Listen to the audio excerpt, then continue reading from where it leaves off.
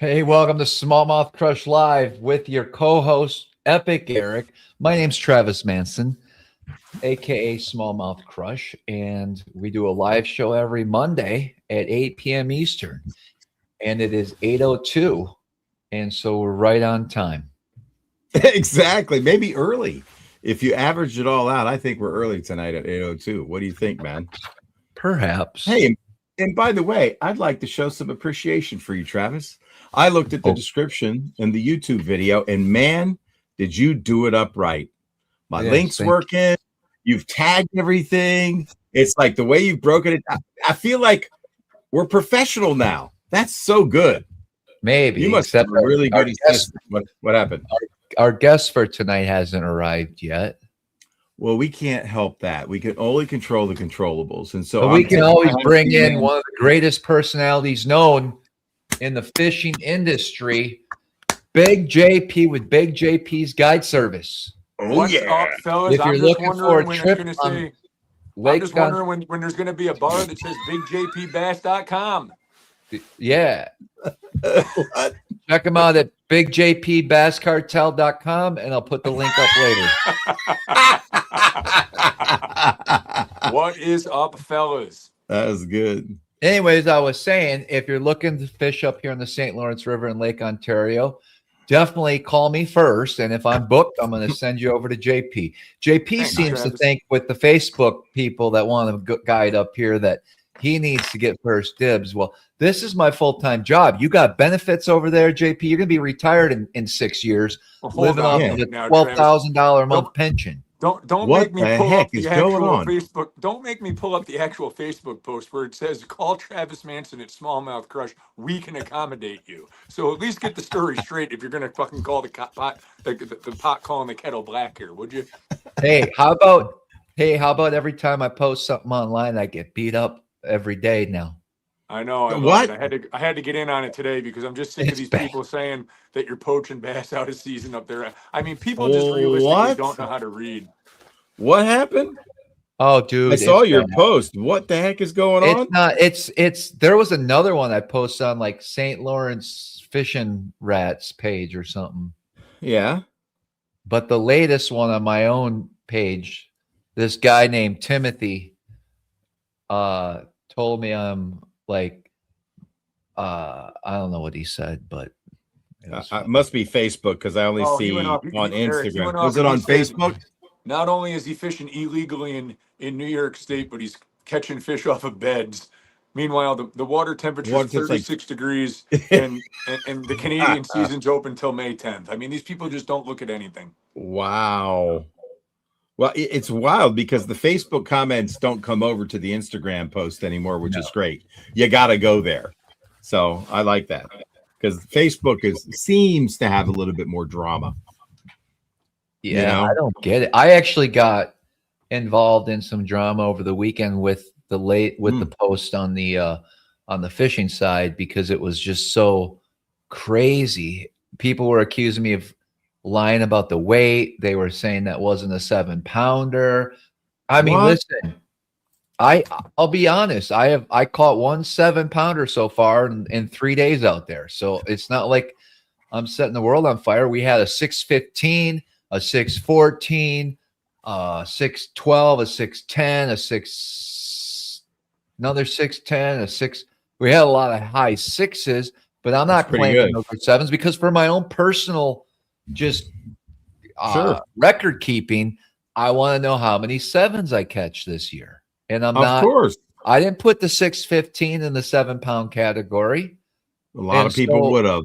The people online are like, oh, that was only 5 pounds, if that, or that was only a 19-inch bass. Yeah, it probably was only 19 inches, bud, but it was 7 pounds, 2 ounces. And believe me, I weighed it multiple times because I would like it to be bigger than 7 pounds, 2 ounces. You know what's crazy is you could never tell the size of a fish based on the picture anyway. It's so bizarre. I hold my fish up properly. I hide my hands behind the mouth properly. I don't have a big fist in front of it. Right. And I like to get my body centered, and I like to hold it up the camera so you get a good view. And look, you can see everything in the background. It's not to try to make the fish look bigger, because I don't like a big post with all this open space, a picture. You want to fill up the frame with the fish. You know how to take a good picture. And if you tilt their back towards the camera, it looks really impressive. And when you don't do it, the picture looks gay, for lack of a better term. I like when you hold it up with one hand. You're pretty good at that. I like that too. I like that. You got that down because you got giant bear claws for hands. So, I mean, they're long, more like alien hands, but they work. I don't know. It's like the fish is frozen when you do that. That's if I've ever tried to do it, they're flopping around. But when you do it, they automatically get paralyzed. Well, hey, while we're waiting for our guests to arrive, let's go over the super chat real quick, and then we're going to find out what's going on at the Big Bass Cartel and JP Bass Cartel. We're going to start out with a Monster Bass T-shirt. We're going to start with a Beast Coast T-shirt as well. All right. We're going to start it with a Monster Bass gift bag, and there's some cool baits in here. One of them is going to be one I threw in there, which is a Flashpoint jerk bait, of course. We got some frogs. We got SmallmouthCrush stickers. We got all kinds of plastics in here. Just a huge bag, and that's the super chat, guys. You guys know the routine. I got more stuff. Hold, please. I didn't realize how much stuff I had. I guess you're also going to get a SmallmouthCrush jersey. SmallmouthCrush. Oh, I like that one, man. I like that design. That's SmallmouthCrush country. Monster Bass beanie. Very nice. What else can I throw in there? Dustin Taylor said he got his money back from the super chat by selling the jerkbait. He said it was well worth his investment. He kept everything else and sold the Flashpoint minnow. See, everybody, $5. Jump in right now. Who's gonna get the super chat started? Let's see who's the first person. Start the bidding now, Big JP. Is there anything new at the Bass Lab? Thank you for asking, Travis. Could there possibly be anything new? Is it a super duper intense single arm coleslaw spinnerbait tonight? No, man. It's a Morning Dawn crawl, the first of its kind ever, painted by TK Stanley at Tacklecraft. This is an out of production crankbait painted in Morning Dawn crawl. What do you think of that? That's actually very impressive. That is very impressive. I love the black eyes. If you guys like an original wigglewort, this is an out of production crankbait, by the way. Can't get it anymore. I found a bevy of them that were unpainted. I sent them all to TK Stanley. If you guys remember, we did a Morning Dawn Timber Tiger, which was this one. And we did it. This is Aaron's Morning Dawn. And we did it to benefit the Aaron Martin's Family Foundation. We donated $1,000 to it. And that was basically all the profits and more, because I matched the $500 we made off that sale. So I wanted to bring just the regular Morning Dawn, and we have two Morning Dawns. We've got it in a Morning Dawn shad and a Morning Dawn crawl. What do you think, Big JP? Man, Eric, I like it. And being that you have two, I have a question. Are you willing to do another auction with one of them? Because Aaron Martin's daughter just got married, and donate to her wedding. Do they have a gift? Do they have a family fund, or does she have a registry? Sure, I would do that. I would do that. I just saw on Facebook that her daughter was, Aaron Martin's daughter was getting married last Saturday. Oh, awesome. There aren't a lot of the Morning Dawn, by the way. This is a limited run like everything I do, but I have some other colors that I want to show you. This is for my river rat friends. This is my absolute favorite. It's called my Trusty Rusty. I have painted that. This bait has action like the original wigglewort. That bait looks like the one Randy Howell was crushing him on in the Arkansas River before his lower unit blew out on him. Oh, geez. Really? How about that? So this is with black stripes. This is kind of like a finesse wigglewort in size, but not thump in hunting action. I've got a Phantom Green crawl. Phantom Green, which is one of the best colors ever made. Phantom Green, that's for some of those Clearwater lakes. We got a Phantom Red. You can see the light. There's orange on the belly, Phantom Red. And then, of course, if you're a river rat, you can't go without Fire Tiger. TK absolutely slayed it. He made new stencils for these. Dude. Those are all, they're live on the website right now. So rock on and How many original wiggle words does Epic Eric have in that basement? Well, these aren't wiggle words. This is a finesse style wart, if you will. Okay, same action, same backs up. It really thumps nice, 6 to 8 foot divered, depending upon your line size. I would throw it on 10. You can go down to 8 if you want a little bit more depth. 12 is fine too, whatever you're doing. I threw one that I hand painted with Joe Raymond on the Susquehanna, and they ate it fantastic. I actually 45'd it downstream, got it thumping in the current, and that thing, especially in current, you can crawl it across the rocks and it still maintains that slow thump. I was counting rocks and they would just load up on it. But this morning, Dawn Color crankbait fisherman after that. Oh, well, he buddy, let me tell you something. He was throwing crankbaits the next weekend, and I think he's going to love this color. I'm gonna hold a couple back. You can hear the rattle. Can you hear the rattle? Yeah. Can you hear that? Oh yeah. Yeah, there you go. Single little ticker, pretty subtle, not a hard knock, but just enough to get their attention. So that's what's new with the Bass Lab from Canada, equivalent to $2.50 here. That's right. Hey, Travis, would you put up the Big Bass Lab? Thank you. Just for a second, so people know where to find me. If there's anybody new, let me know in the comments. Otherwise, tell Eric to pipe down. You rig it up, bud. You using that Cortland braid to rig up? I am.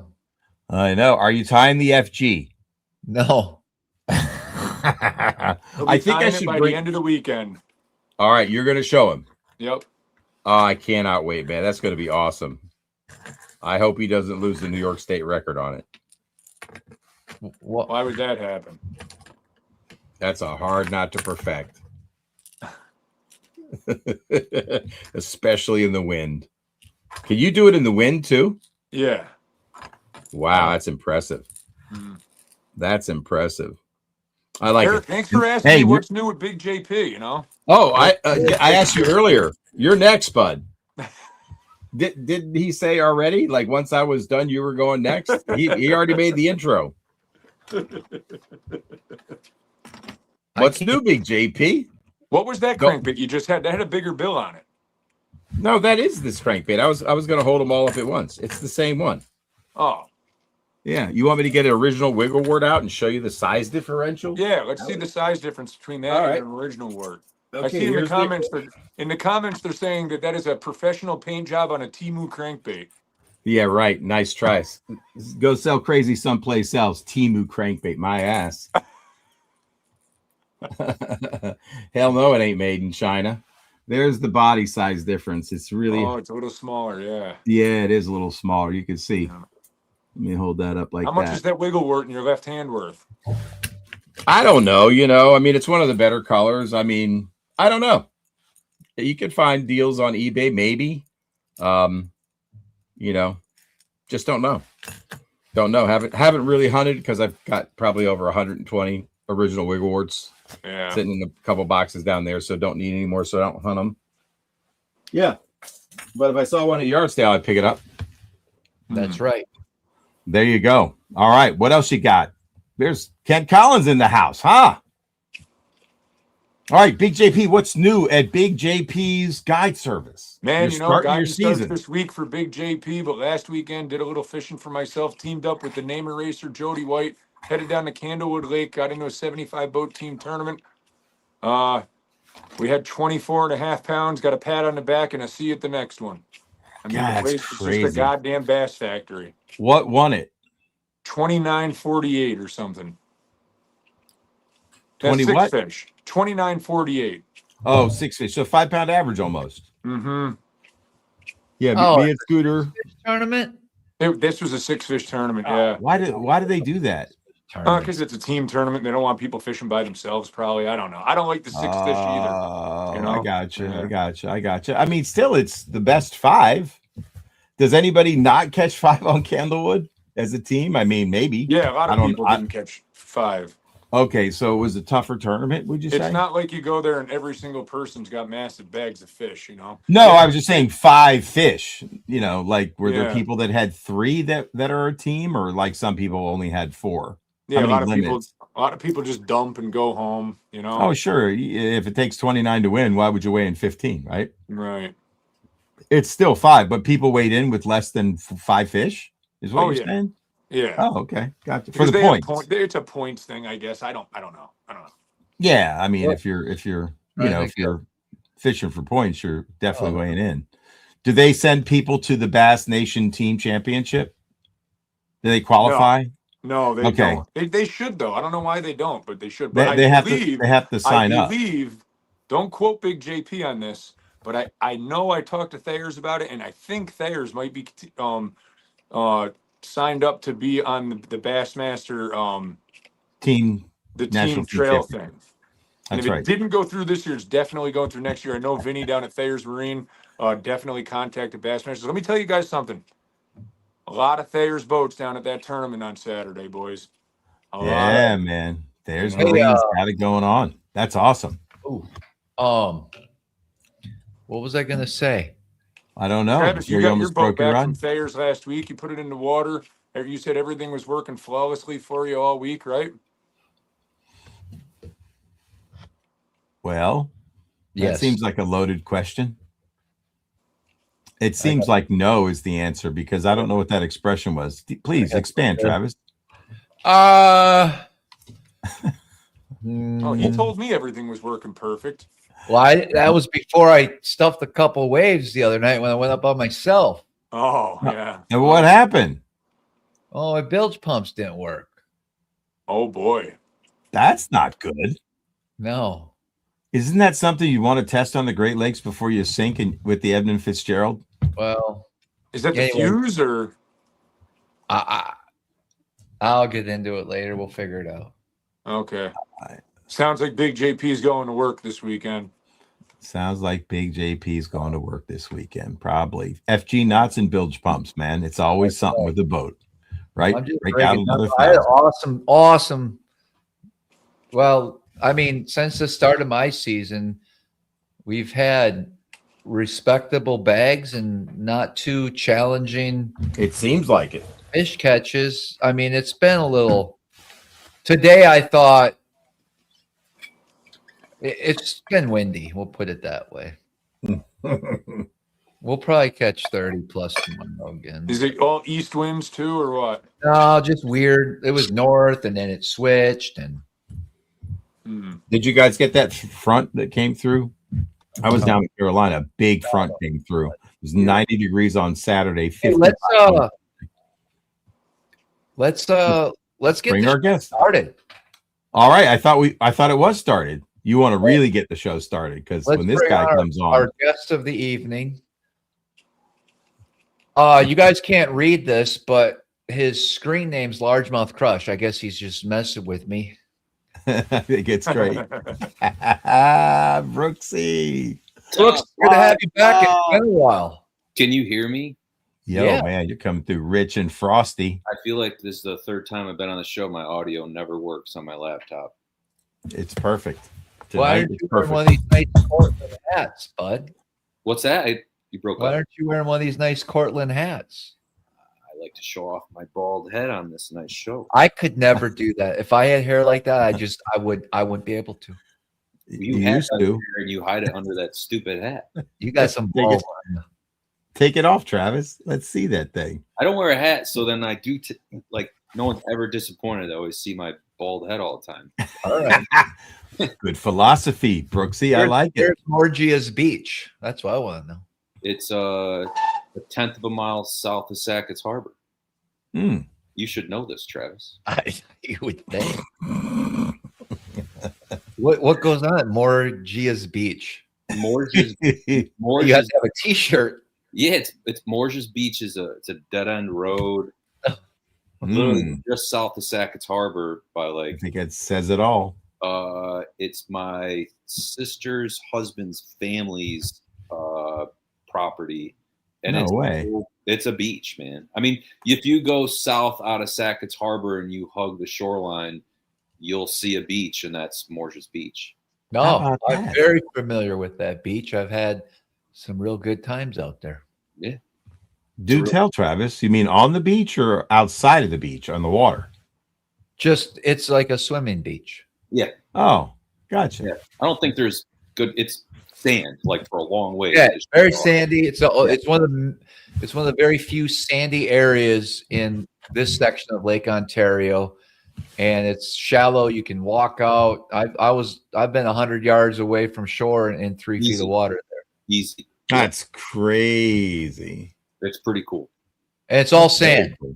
And sometimes you might find like an old musket from the war 1812 or something like that. Was that really a war? Yeah. Oh, okay. Just checking with you on the history part. It is. Okay. Never know with you. Hey, you got a UPS guy behind you, bud. Who are you talking about? Oh, maybe that's the TV in the background. Yeah. Brooks, I like your studio, by the way. Travis saw you thought it was the UPS guy going to I almost turned around and looked. I was like, holy shit, I'd see him. Yeah, Travis is really spooky about people showing up in weird places, man. There, so I turned it off. No, that creeped me out too. Yeah, that was good heads up, Travis. I was leaving my house a couple weeks ago at like 2:30 in the morning, and I walk outside and I get in my truck, right? And I'm sitting there having a coffee, just relaxing before I get ready to leave. All of a sudden, a car pulls in my driveway. I'm like, what in the fuck is pulling into my driveway at 2:30 in the morning? So I get out of the truck. I'm pissed, right? It's Amazon. I go, you guys got any respect? Do you ever not work? Amazon guys out delivering packages at 2:30 in the morning. Wow. Man. Brett Carnwright's in the comments. He knows all about the War of 1812. I know. He's telling me to brush up. He's like, come on, man. It was an interesting war. Battle of Plattsburgh. Yeah. I just watched a documentary about the shipwrecks on Lake Ontario, and they had a lot about the War of 1812 in there.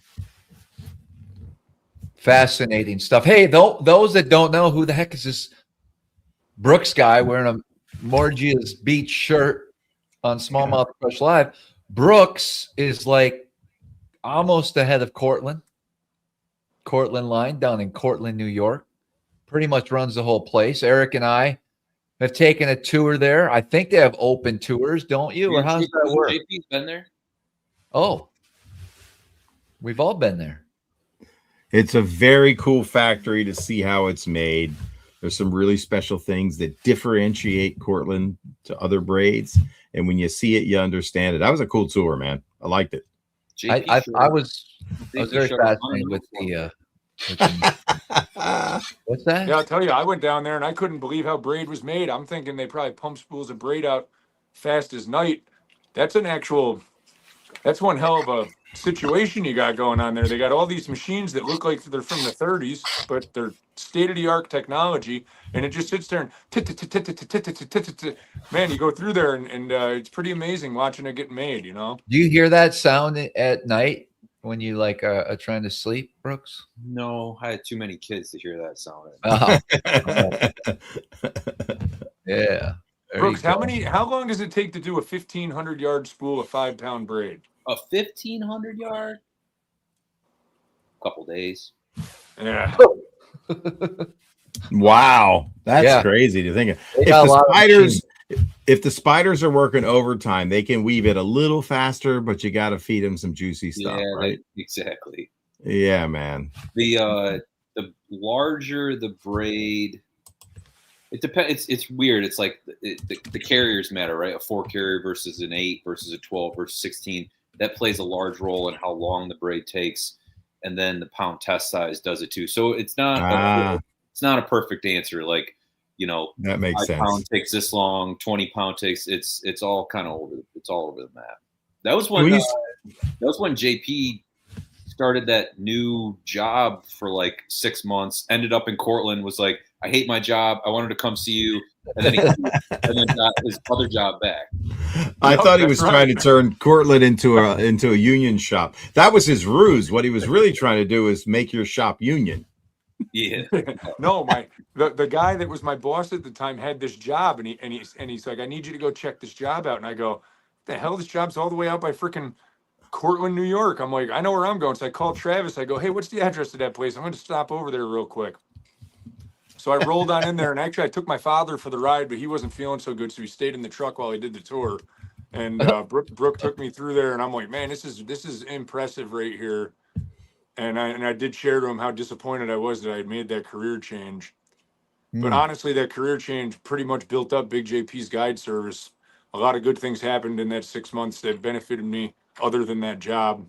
So I'm grateful for that job because it put me in some places. Everything happens for a reason. Especially if you decide to do it. Mm-hmm. What's new at Cortland, Brooksy? Everything, man. It's just busy. Right now it's busy. I think I'm usually on the show around this time of the year, but man, I think the last time I think it's been a couple years since I've been on the show. Yeah. But it's just peak season. So busy right now. I mean, I know bass fishing isn't peak season, quite. It's just kind of starting. Yep. I mean, obviously down south it's really big, but up here it's not big yet, and it won't be for a while. But just our business in general, because we sell to tackle shops, all the tackle shops are loading up. Fly fishing's really big right now. Saltwater's gotten big right now. The striped bass are running pretty much from Maryland up through Long Island. That's going. I mean, tarpon season's right around the corner. It's just like just chaos right now at the plant. Good chaos, That's good stuff, man. How was your trout salmon season? Salmon season was September, October. Okay. We had a super low water year this year. Like, it never rained in upstate New York for August, September, October, right? So I think the whole East Coast was a drought. But go ahead. It was brutal, and I got real nervous that they were going to drop the water down to really low amounts. So, anyways, long story short, is I guide in the lower 2 miles of the river where I guide, and these fish would come in overnight because it was really hot and sunny every day, and they didn't move, and that went on for like 30 days. So my point is like, we just beat the shit out of them for like, it was 6 seasons. Oh, that's crazy. Like, business upstream and fishing upstream of where I was guiding was horrendous, but I would roll into these spots every day, these big pools, and it was just like hundreds of fish just sitting there. Holy moly. Yeah, we just beat on them every day. I mean, I got some awesome footage on film. We got lucky. It was I was nervous, and then once the season was over, I realized like maybe that's what a typical low water year is, and I hope that they're all like that. But it was sick. It was 6 season. It's like the most amount of days guiding I've ever done, the most amount of fish I've ever caught, the most amount of fish I've ever caught in a day, on a trip, in 3 days. Like, what? It was nuts, man. I had like, like young girls that I guided that had never fly fished before, swinging up fish with big spay flies on like floating lines. Like, it was no way. Yeah, it was things I had never done before, because the fishing was so good that we're like, let's try something different. You know what I mean? So were they using a spay rod or what? I only use spay rods, but I usually fish like under indicators a lot. Okay, that makes sense. Patterns, but we just got so bored of it. We were just like, like, why don't you try something different? And it worked. And it worked. Wow.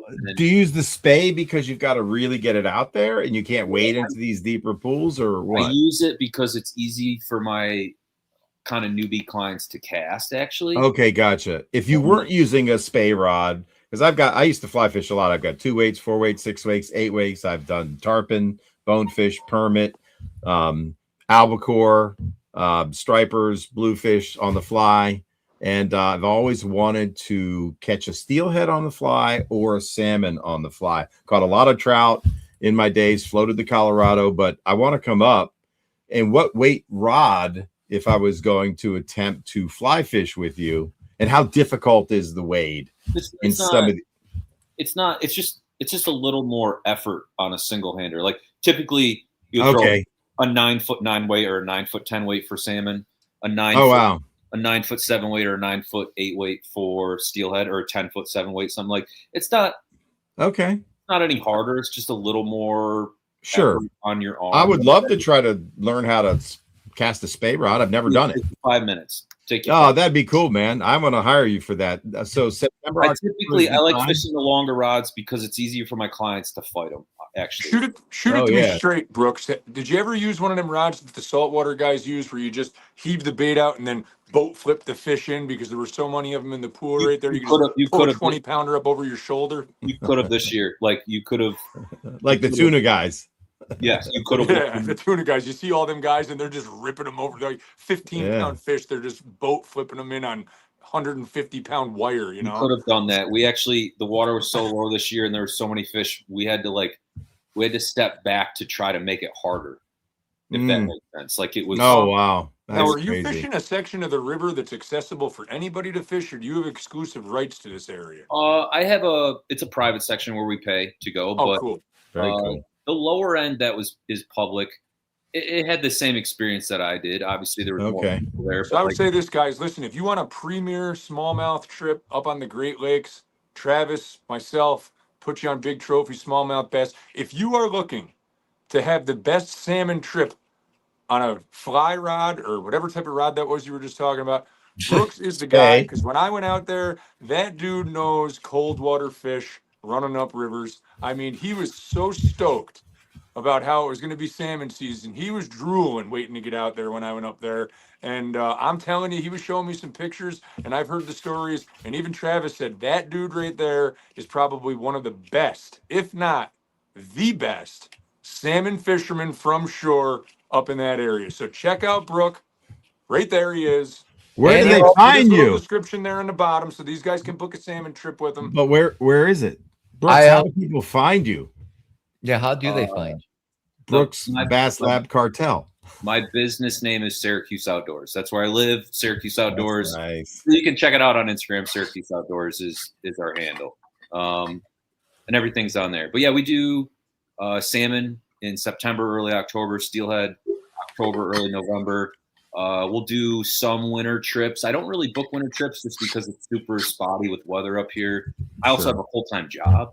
Right. And then I get heavy into trout season pretty much right now through June, and then actually July and August it's kind of spotty again before September kicks off. So it's a side job, but I love it. I mean, it's cool. I mean, I have really cool clients, like guys that I've become personal friends with that, I just got invited to one of my clients' 50-year-old birthday parties this year. I mean, these guys, you know how it is, Trav. You guide these guys enough and you become pretty good friends with them after, 5, 6, 7 years of doing the same thing. And look at that. There he is. There he is. Is that you, Brooksy? Or is that a client in the water? That is my client. He's about to catch a really big steelhead, I think. Yeah, he's actually a resident nurse at Upstate Medical. So he's only here for a few more years, but he books me 2-3 times a year. How big was that steelhead? That thing looked giant. We caught 4 that day. They were all mid-20s, 26, 27 inches, some there. They're solid fish, but that kid's actually, he's a stick. He doesn't need a guide. He books me for spots. He doesn't need a guide. He ties his own knots. He can catch fish. Nice. He just books me for spots, and that's. I just looked at that steelhead, John. I'm sorry, I'm on your page having fun. Sorry. Hey, check him out. Brooke, I have a question. So I don't know if you followed the last moly. couple episodes or whatever, but I got a buddy up in Altamar, and when the water came up 2 weeks ago, and then they dropped it so fast, a bunch of the steelhead got stuck on the opposite side of the culvert pipes that they swam up. Did you experience that in your area in the last couple of weeks? I mean, we had pretty much April 1st, which is the opening day of trout season. Yeah, it flooded pretty much all upstate New York. I mean, all the way up by you, Travis, Salmon River, Syracuse. So yeah, those fish. And what happened there is the water stayed so high for so long that they just kept going further into the woods to get out of the flow to take a break. And they ended up in ditches, culverts, back eddy. And then the water drops, typically slowly on a normal river, but they dropped it at the gate at the dam too. So it kind of just turned the water off by like 2,000 CFS overnight. And a lot of holy moly. Wow. I'm sure we probably lost some, you know what I mean? But this buddy of mine, he saved over 50 fish. And he's like, there's no way I'm going to find them all. He's putting them in 5-gallon buckets and walking them back down to the river and dumping them in. Yeah, there's a bunch of guys that did that. I mean, you also got to understand, we probably lost some fish because of that, but also that was 8 to 9 days of peak steelhead season that no one fished because the water was too high. Like, how many fish are getting bonked in those 8 days anyways? Oh, yeah, right. 40 that's guys. My next question. How many guys do you think go up there and catch to keep them delicious steelheads? I would say 95% of people on the river. Okay. So it's not I had steelhead for my snack today. I keep like 3 a year. Snack. Yeah. What do you mean a snack? Well, I got back from Guy and I was hungry, and I was, I'm eating clean, so I threw a thing of steelhead. Yeah, but so was it last Saturday? The DEC did a count. There's 73 boats on the river. So you got to think there's 73 boats. Each one of those boats has 2 people. Sometimes each one of those guys keep a fish. Then the guide keeps a fish for them because technically they're allowed. So you're talking, talking maybe 200 fish could have died that day, right? So like when you're talking about 50, 60, 100 fish that died out in the field because they got trapped, or like it's nothing in the grand scheme of things. And honestly, it's a put and take fishery. That's what they're there for. Okay. It's too bad, but it's definitely crazy. Now, are there guys out there that will get mad at you for saying that it's a put and take fishery and that's what it's there for? No. Oh, all right. There's a lot of fly fishing purists that there's a lot of wild reproduction that goes on there. Don't get me wrong. Yeah, I was about to ask. Like there's fish that spawn, all those fish that got stuck in fields and stuff, all those fish were going to spawn on gravel and make wild reproduction, on their own. So don't get me wrong. Like it goes on there big time. And sometimes you get years where it's half wild, half stocked, 3/4 wild, 25%. Like it fluctuates all the time. But I mean, that fishery itself was like, they put a fish hatchery in there to bring commerce to the town for salmon. Like, it is a put and take fishery. That's why there's a fish hatchery on the river. What you can catch and release too, and it's up to, there's enough fish, you can do whatever you want. It's not a big deal. Yeah, a steelhead doesn't die after it spawns, right? No. Typically I think they last about around 5 years, and then that's their life cycle. Do they swim back to the lake, or do they just stay in the river and turn into a rainbow trout? No, they swim back to the lake. Actually, right now we call it drop back season. After they spawn, they'll slowly migrate back to the lake for the next, I would say, probably 30 days from right now. You'll start to catch the tail end of the season coming up here pretty soon, but it'll go on through May. Although the water's so high this year, it's hard to say. Are they getting flushed out, or are they going to stick around? It's a funky season. I've never had water this high for this long for spring steelhead.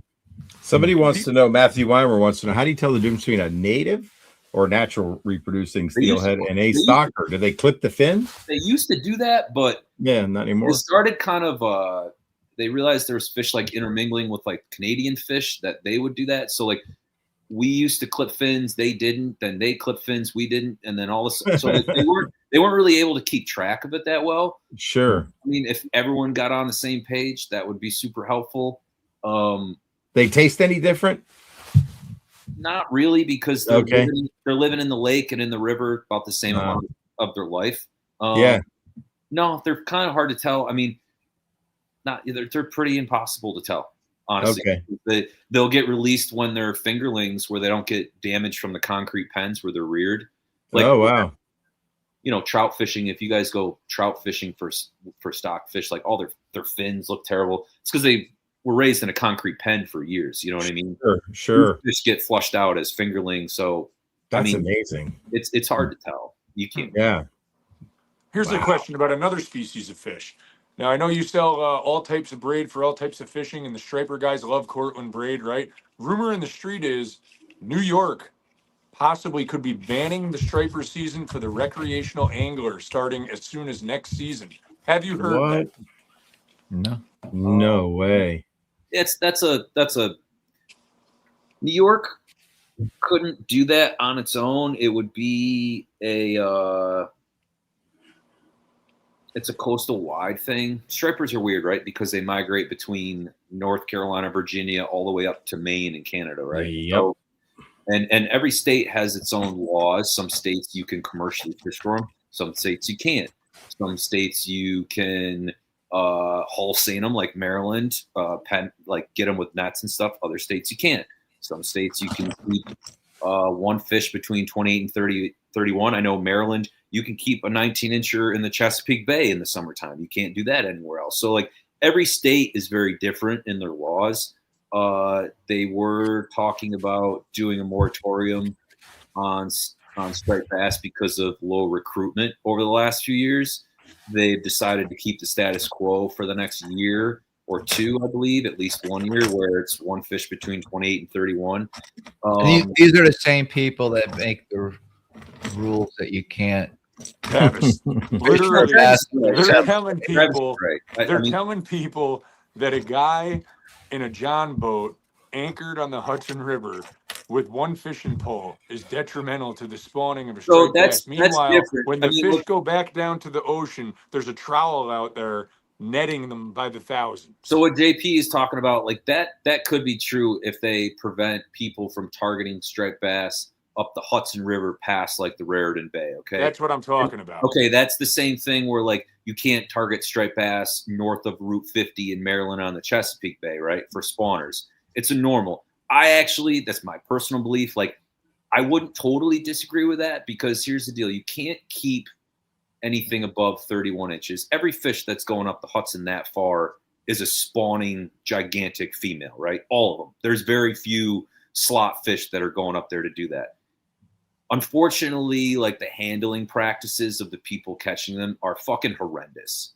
And a lot of these guys, even though they're going to release the fish, they're going to kill them. Like I've seen, they dump them in the boat, get your hands clean, get a photo, or they drag it up the bank. Like with recruitment being so low, which is also like a funny, like they really take a lot of the assessments out of the Chesapeake Bay.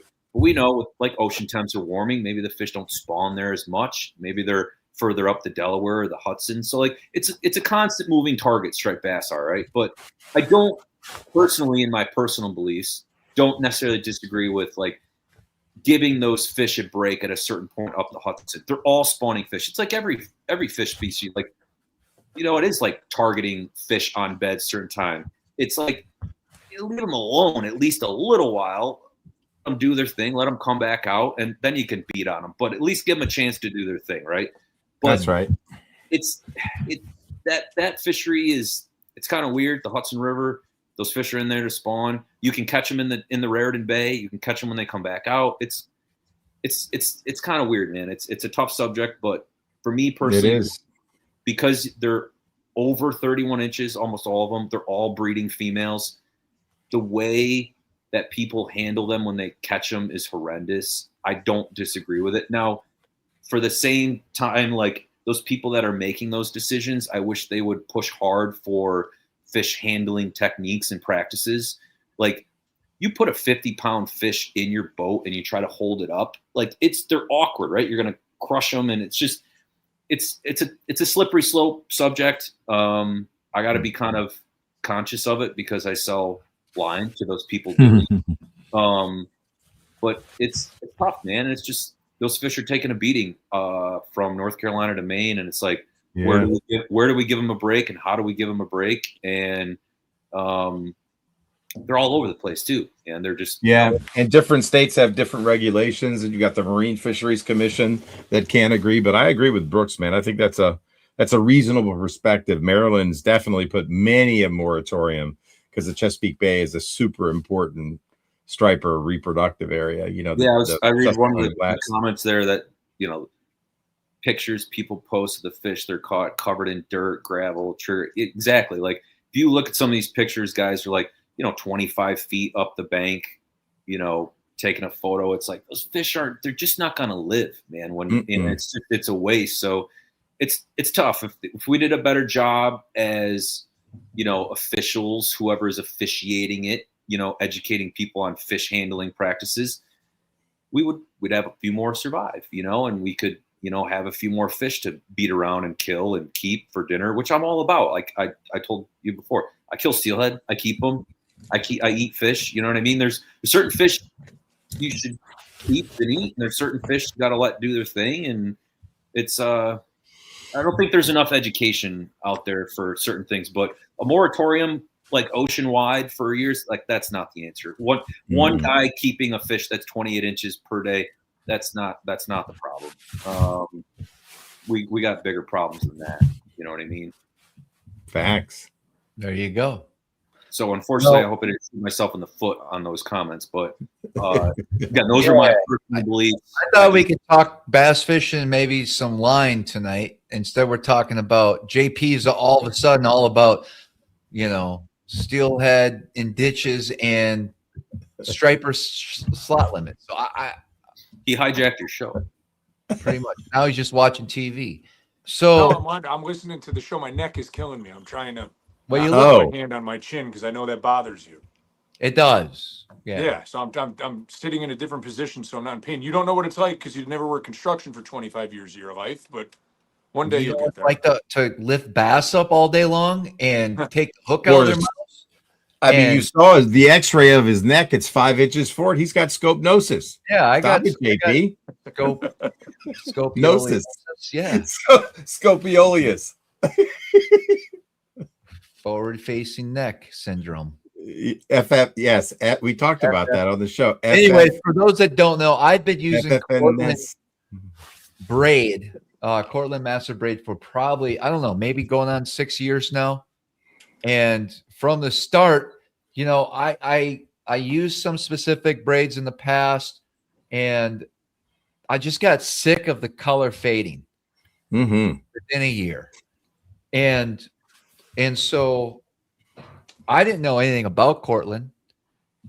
I don't even remember how. I think somebody mentioned it to me, and I was like, okay. I didn't know the history. I heard of Cortland, but it was like I didn't know the details.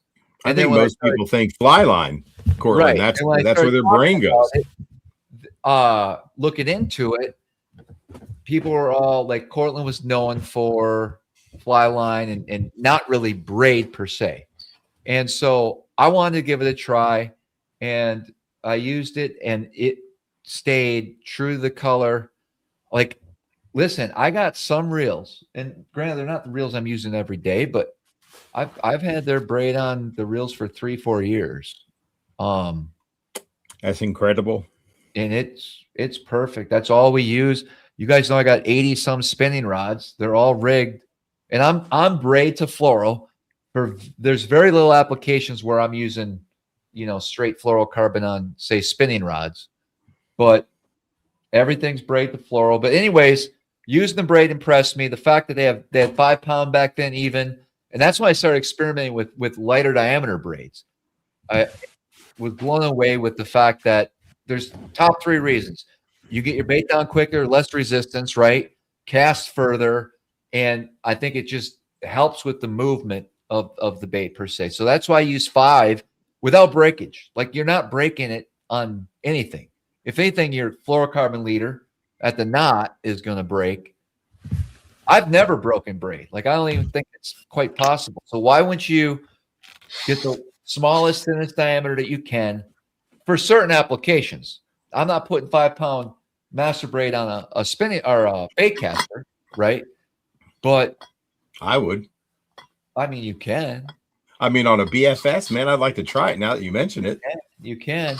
And then I started looking into color, and there's so many opinions out there, guys. Like, okay, we go with this color, what can't fish see? What should we use? And because I use a lot of fluorocarbon leader, I kind of settled on, I like yellow. I like to see my line. Not only that, when you're guiding and you have 2 people fishing, sometimes rods cross, right? And it's very beneficial from a guiding standpoint and a line watcher standpoint. There's times when you need to see that tick. On a blade bait bite, believe it or not, a lot of times you see that bump. It's semi-slack line when you let rest on the bottom. And so that's really important. Those are the main reasons why. But I decided high-vis yellow and then straight white for my smallmouth applications. Straight white, I feel like, especially a horizontal presentation above the fish's head, I just feel like whether it's, even if it's blue skies versus cloud, I just think white would look kind of like the water line. Not that it even matters, but that's my theory on that. And then, of course, you know, the green's fine for any of my largemouth rods, things like that, heavy braid. But it wasn't too long after strictly using their braid. And you guys know I used quite a different amount of fluorocarbon from different manufacturers, trying to find like the best one. And there's so many, and they get pricey, right? A 200 yard of some fluorocarbon out there is insane. And so I started using I got one right here that I just tied up, the Cortland fluorocarbon leader, and I've been loving it. I use the 6, 8, 10, 12, 14, the most, 14 with the heavy jigs, and then 6 with, you know, more finesse present, maybe a hair jig, or if you want to, I guess, go a little lighter on a Ned, things like that. And it's been phenomenal. I love it. And I'll say this for the kayaker, I won't use it if the shit breaks all the time. Right on. And for the kayakers, you know, it's just space saving. You can get one of those little fly leader. Brooksy, you probably have those right on your vest or something, like when you're changing out leader. Yeah. It's nice to have those small little, what do you call them? Not pony spools, tippet spools. Yeah, the tippet spools are super convenient. I carry it on my little bag because I've got one of those fly ones. I love it, man. Those are nice. The ones that Travis has, that's what we call a tippet spool. But I usually like those, like if I'm just gonna throw a rod in the truck and I'm gonna fish in bridges and shit. You know what I mean? Right on. Like, right on. Those in your pocket in case you break off. Like heck yeah, yeah. Pond hopping, bridge fishing. Exactly. And I know a lot of walking viewers right now in the comments, like they use Cortland. A lot of people started using it and love it. Like I rarely hear of any complaints about it. And like I said, if it didn't work, I wouldn't be using it. And it holds true the color, and I just like the feel of it. So Brooks, how, you don't have to reveal any trade secrets, but how do you get it so color fast? Because every other braid out there fades, turns to gray, white. It's horrible. Super braids, like it doesn't matter what company it is. You know, us, Power Pro, P-Line, Suffix, right? You got all these different braid companies out there. Sure. We all use some type of super braid fiber. Right? There's different types of fibers, Spectra and Vectran and Dyneema and sure. There's a handful of other ones. Like we all use a super braid. Got it. Super braid does not want to. It doesn't want to soak in dye, right? Like a Dacron, or like, you know, you put dye on a napkin, it soaks it right up. Super braid does not do that. So how do you get color to stick to a fiber that doesn't want to soak in whatever you're trying to soak in with, right? Sure. It's essentially like it's a glue. We have a super proprietary glue, and how we adhere that dye with the glue onto the braid is just a unique process. I feel like the way we do it might be a little slower and more deliberate, which is why it doesn't do it, as opposed to just trying to get shit out the door as fast as it can, right? And then it bleeds and it fades, and you buy new stuff. So like, there's nothing really wrong with the braid if it fades, other than it like loses the color at what you bought it for, right? But there are some instances where that quote unquote glue has a stiffening agent, right, or a structure or a body to it, where when that color does fade, so does that material in the braid with it, right? So all of a sudden, like, you lose the color, and all of a sudden your braid gets really limp. You're starting to get wind knots, and you're like, So like, what we try to do is use that quote unquote glue with the dye, with the body of the line, and adhere it in a certain way that's just different than everyone else, and it works, man. Like the braid, like everyone has braid that bleeds or sheds a little bit, right? Like ours, I don't want to say ours is just absolutely foolproof. Ours just lasts longer. Okay, resists bleeding longer. It keeps its color much longer. And then like what I always like about Cortland's braid, and I say this because this is what people tell me all of it, is the day you buy it till the 150th day on the water, it stays the same, right? There's no break-in period where you buy it and it's super stiff, but after a few outings, it's starting to kind of loosen up and it gets really good. Or it's really good out of the gate, and then it starts to get super limp and you get braid knots. Like, it consistently performs from the day you buy it till the day, you know, you snap off 50 yards on something stupid and you got to replace it. Like every day. It just like, it doesn't lose its body. It doesn't lose its structure. It doesn't get limp. It doesn't, you know, it's not stiff out of the gate versus, you know, 4, you know, weeks after. It's very consistent from day in to day out. Right on. Now, don't some companies try to stretch their material through heat, which might weaken the fibers? You can do a heat stretching process, which elongates like the overall yield of the braid. I forget how much you could possibly stretch that. The problem is, you know, in doing that, you know, you can braid to, let's say 4,700 yards, do the heat stretching process and get 5,000 yards, right? Which is a 300 yarder. You start turning out, you know, 20, 30 million yards of braid, 40 million yards of braid every year. A free 300 yards every 5,000 yard spool that's a nice penny, right? That is, sure. The problem is like you start to really break down the integrity of that super braid, which I also think is why our braid consistently lasts from the day you buy it till the day you decide to get, you know, a new spool. Is when you buy it, that fiber is at its strongest point, and you haven't broken down its integrity by elongating its yield. Basically, it has some forgiveness to it. And, you know, we do what we call a heat set, meaning like we don't stretch it and build the product into it, meaning like the glue and the color. We set it into it. So yes, there is a heat stretch process. You can definitely get your cost down because you elongate your yield a lot. It just, you break down the integrity of that product where it just doesn't last as long. And I'm sure that's part of the reason why some of those braids might fade a little quicker. They might get limper and wind knot quicker. There is a lot of science to it. There's a lot of ways that, you know, you can cut corners and stuff, but I think over time and longevity of the product, like, it does speak for itself. Travis has mentioned how durable it is. We're super. Here's another thing, like wind knots. I'm going to say 90% of the time, a wind knot is created by really how much you have on your spool, how much line's on your spool. And second of all, it's also how you cast. I learned that the hard way the last couple of days. So I did re-spool and get some new reels this year from St. Croix 7s. And I was spooling them up. I went a little too much on a few. And this week I could tell. You know what I mean? It's like, really? So you're saying when you overfill the spool, you set yourself up for wind knots. Yes. Okay.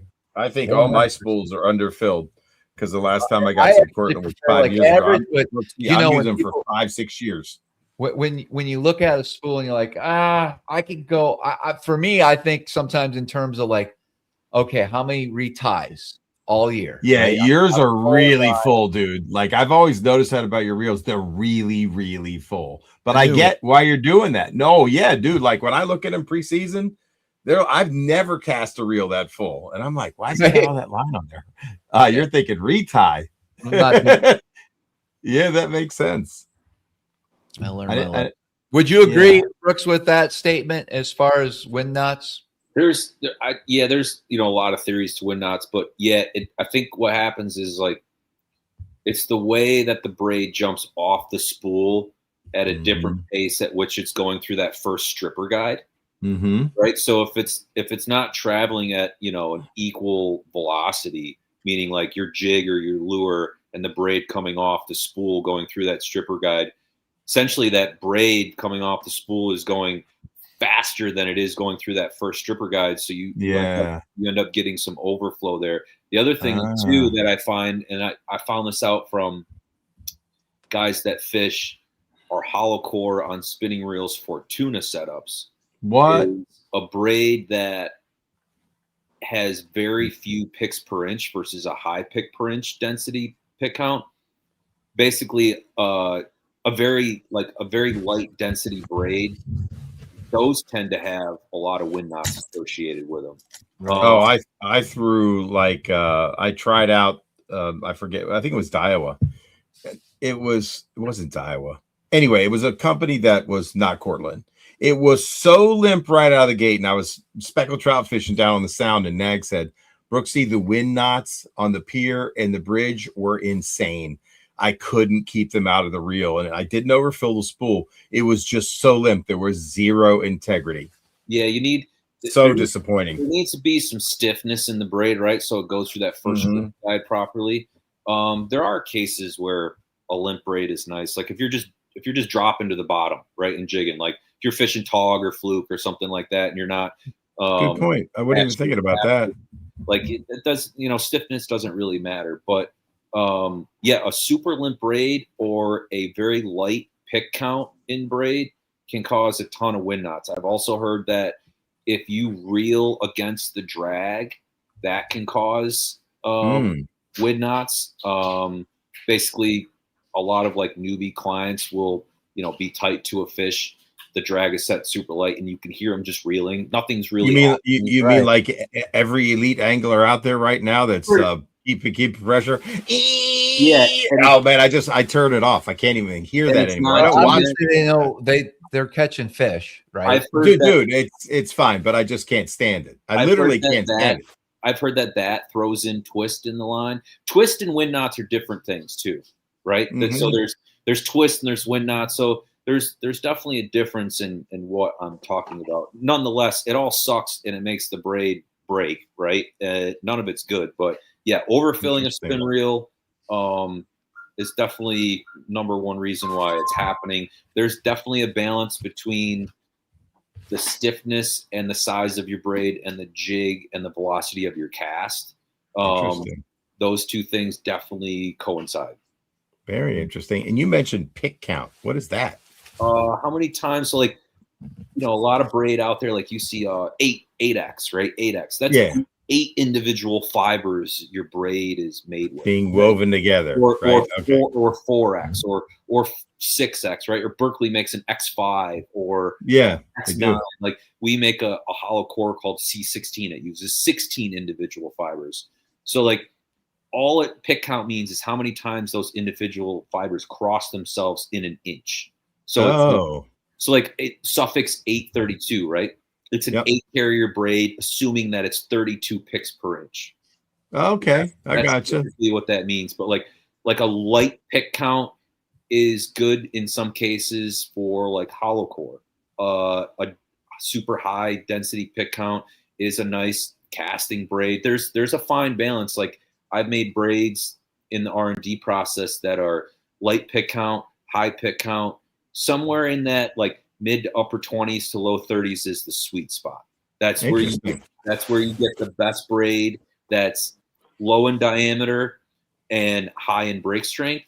When you start going super high pick count, you get a higher diameter. You go lower in pick count, you get a lower diameter. So and you start to build a graph and a spreadsheet, and you kind of see where that very interesting spot is. And every braid and denier is different, right? What I make a 5 pound, an 8 pound, a 10, a 12, a 15 pound. Each one of those is going to have like a really specific pick count to make it the best possible braid that you can make. Because each one of those braids, right? Like we make our 5, 8, 10, and 15. They're all 4 carrier braids. So each one of those braids is a different denier size for those 4 carriers. Like as you go up, the denier size gets a little bit bigger. Each one of those pick counts is slightly different. Why? Because there's a sweet spot for each one. So like Suffix makes 832, right? I've tested all of their braids. They make really good braid. There's some braids that they have that are really good. There's a couple sizes in the mix that test like dog shit because it's just the way that deniers are and the braiding processes. There's kind of a sweet spot for each denier, for each pick count, for each carrier. So to have the best possible braid, I find that, making them all unique to their own denier and own pick count is by far the best route to go. But a lot of science behind Cortland braid. That's fascinating. You spend that much time doing it, but it makes sense. You can nerd out on it and make some really good stuff. That's for sure. I mean, that's the whole point, right? You want the best because if that fish of a lifetime's on the end of that braid, you want to make sure he comes in. Interesting. Brooks, what's your biggest pet peeve in the braid industry? Do you have one? Question, Travis. I would just say the saturation and redundancy from overseas coming into our market. That's got to be my number one pet peeve. Like, there's a lot of good overseas braid that is coming into our market. Like, there's some really good stuff the guys in Japan are making. They make some badass stuff, very specific for certain things. There's some really good braid companies in the U.S. Like Power Pro is a great product. Berkeley makes a good braid. Certain sizes of Suffix. Like, there is a lot of good braid out there. It's just the bullshit that just pops up left and right. And, you know, they're super hype on it, marketing, Facebook wise. There's not good customer service and the shit sucks. And then those guys just kind of fade away. They're just taking up space. I don't necessarily care if we miss a sale. I hope it goes to someone else that runs a good company, but the saturation in overseas braid and just like the lack of effort and care and customer service behind that, that's what drives me nuts the most. It's like, you know, this is how we make our living. This is, you know, what our company is based off of. So just the junk that comes from, you know, around the world and into the U.S. market, that drives me nuts. I'm not saying all braids. Like I said, some good stuff. Like, Japanese are making some killer stuff. There's some U.S. companies that make some really good stuff. It's just, there's a lot of garbage out there too. So you got to be careful. Interesting. Travis, do you see comments at all, Brooks? Yeah, people are asking about the sinking braid, Brooks. I mean, will Cortland ever make a sinking braid? Yeah, what's your opinion on sinking braid? We will. It's not as easy as people think to do it correctly, right? Because if we come out with a sinking braid, it's like, here's another sinking braid on the market. Like, what's going to separate apart from everyone else? And like, I've never been one doing product development for Cortland that just wants to follow along with somebody else's just to say we did it. I mean, even though I know we'll get sales from it, it's like, so right now we're just trying to understand what to put into the formula to make it better, right? It sounds like you guys think about a lot before you're like a sweet spot with your denier, and your pick count. I mean, you're really being scientific about it. You're not going to put junk out there. You're not going to have a weakness in your lineup. So you're going to get it right. Question for Travis. You don't use sinking braid, Travis. Not Brooks, yet. do you? I mean, okay, no, but what I'm saying is, even before, were you a Suffix 832 guy? Because isn't that their sinking, Brooks? I mean, when I first went braid to fluoro, I'm sorry, the sinking braid, I thought they had some, like, I thought Suffix had a sinking braid. They came out with a finesse braid a few years ago at ICAST, I think. Anyway, I really thought, I'm talking years ago, like, I'm like, well, braid floats are a little bit. And I'm like, am I getting the right drop with my bait? So I switched to braid to fluoro before I met Travis, and wasn't tying the right knot. But I remember being sold on the idea of sinking braid. I don't throw it anymore. It definitely, I mean, there's times where that's going to be, you know, an ideal choice, obviously, to stay better in contact with your jig and feel sensitive bites, especially on the drop a little bit better. You get less of a bow in your line going to the jig, you know what I mean? Where you get that, you know, a straighter angle. It definitely makes your braid, you know, more one-dimensional, which is fine if that's the only thing you're going to do. So, yeah, there's a time 100%. I just think that what we're trying to do is continue to keep our color fast system and come out with the sinking braid at the same time. And that's kind of what we're running into. It's just like, yeah, we can make a sinking braid, but it's just not jiving with our color fast system right now. If that makes interesting. Yeah. Okay. Got it. Tungsten powder, I heard, is really cheap. You could just throw a little bit of that on there. Yeah. Tungsten powder. Actually, we utilize tungsten powder in our sinking fly lines. No, you don't. Yes, we do. Kidding. What are you getting out? Anything that has a 5 inch per second sink rate or higher uses tungsten powder mixed with PVC. Holy crap! I had no idea. It was just it's a funny joke because tungsten is not fucking cheap anymore. No, I know. That's what I was saying. We Travis had Derek from Beast Coast on, and it's like going through right now because $19 jigs and shit. I live in the fly fishing space as well, obviously. Oh, yeah, right. The tungsten beads that people use, they've doubled in price in a year. The tungsten flies will double in price. I'm assuming the tungsten powder that we use for those specific fly lines, there's a good chance that a couple of those lines that take that tungsten powder will no longer fit in that price point series, and we'll have to move up an entire $20 because there's just no way around it. Yeah, right. Unfortunately, that's the world we live in right now, where if it's not tungsten, it's something else next week. And it's just, like, remember when fluorocarbon, you guys probably don't remember this, but, we source fluorocarbon from Japan. That's Japanese make the best fluorocarbon, bar none. There's no if, ands, or buts about it. Not even a conversation. Fluoro resin was, is used in some way, type, form in electrical vehicle batteries. Not actual fluorocarbon line, but fluoro resins, right? And the Japanese government basically dictated the use of fluoro resins in electrical vehicle batteries, like right after COVID. And everyone that was a fluoro vendor for fishing line was basically told, like, this is going to dry up unless you have a vendor that makes their own resins themselves. Well, thankfully, after a few years, that lightened up, and the government allowed, the guys to extrude fluoro in Japan, and it all went away. But there was a time where fluorocarbon was like on the brink of like only, a handful of suppliers around the world that make their own resins. They were going to be the only guys on the market that made fluoro. Wow. There's a ton of people that make fluoro, but they don't make their own resins. If that, I gotcha. They buy the resin and then manufacture. Yeah, we make fly lines, but we don't make PVC, right? We make Braid, but we don't make Spectra. So, all my point is like, this year it's tungsten, next year it'll be, who knows? You know what I mean? It's just it sucks. It's just kind of the world we live in. Tomorrow it'll be gas and diesel, and then in a week it won't be gas and diesel. Something's going to suffer at some point in time. Unfortunately, it's obviously something that we use in fishing every day. Yeah, true.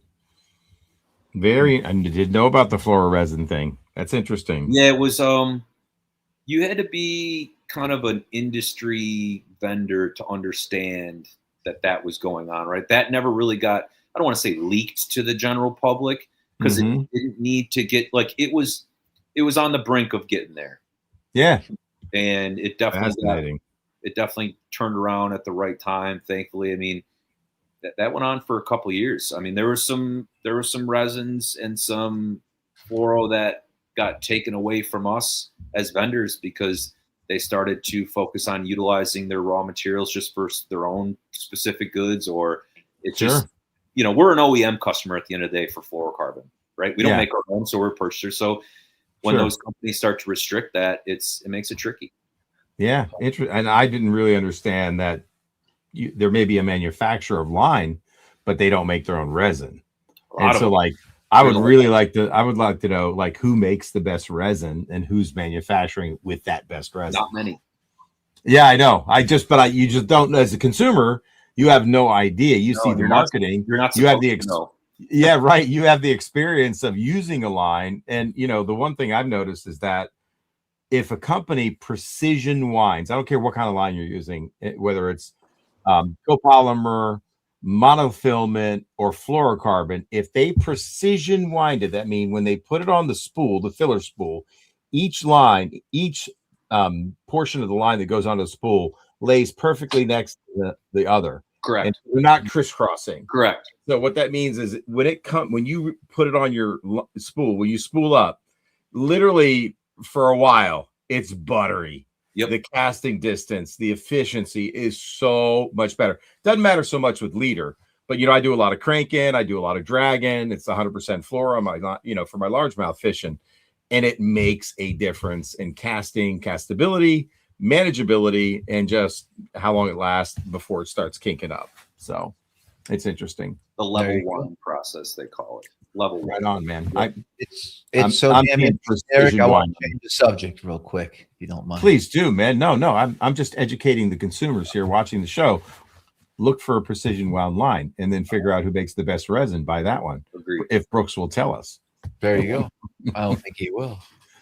Well, after the show, maybe. That's on the after hours portion of the show. I will say, I'll before we move to the next subject, I got my web guy to put in a special show code for everyone to use. So if you are awesome, and that code is live right now.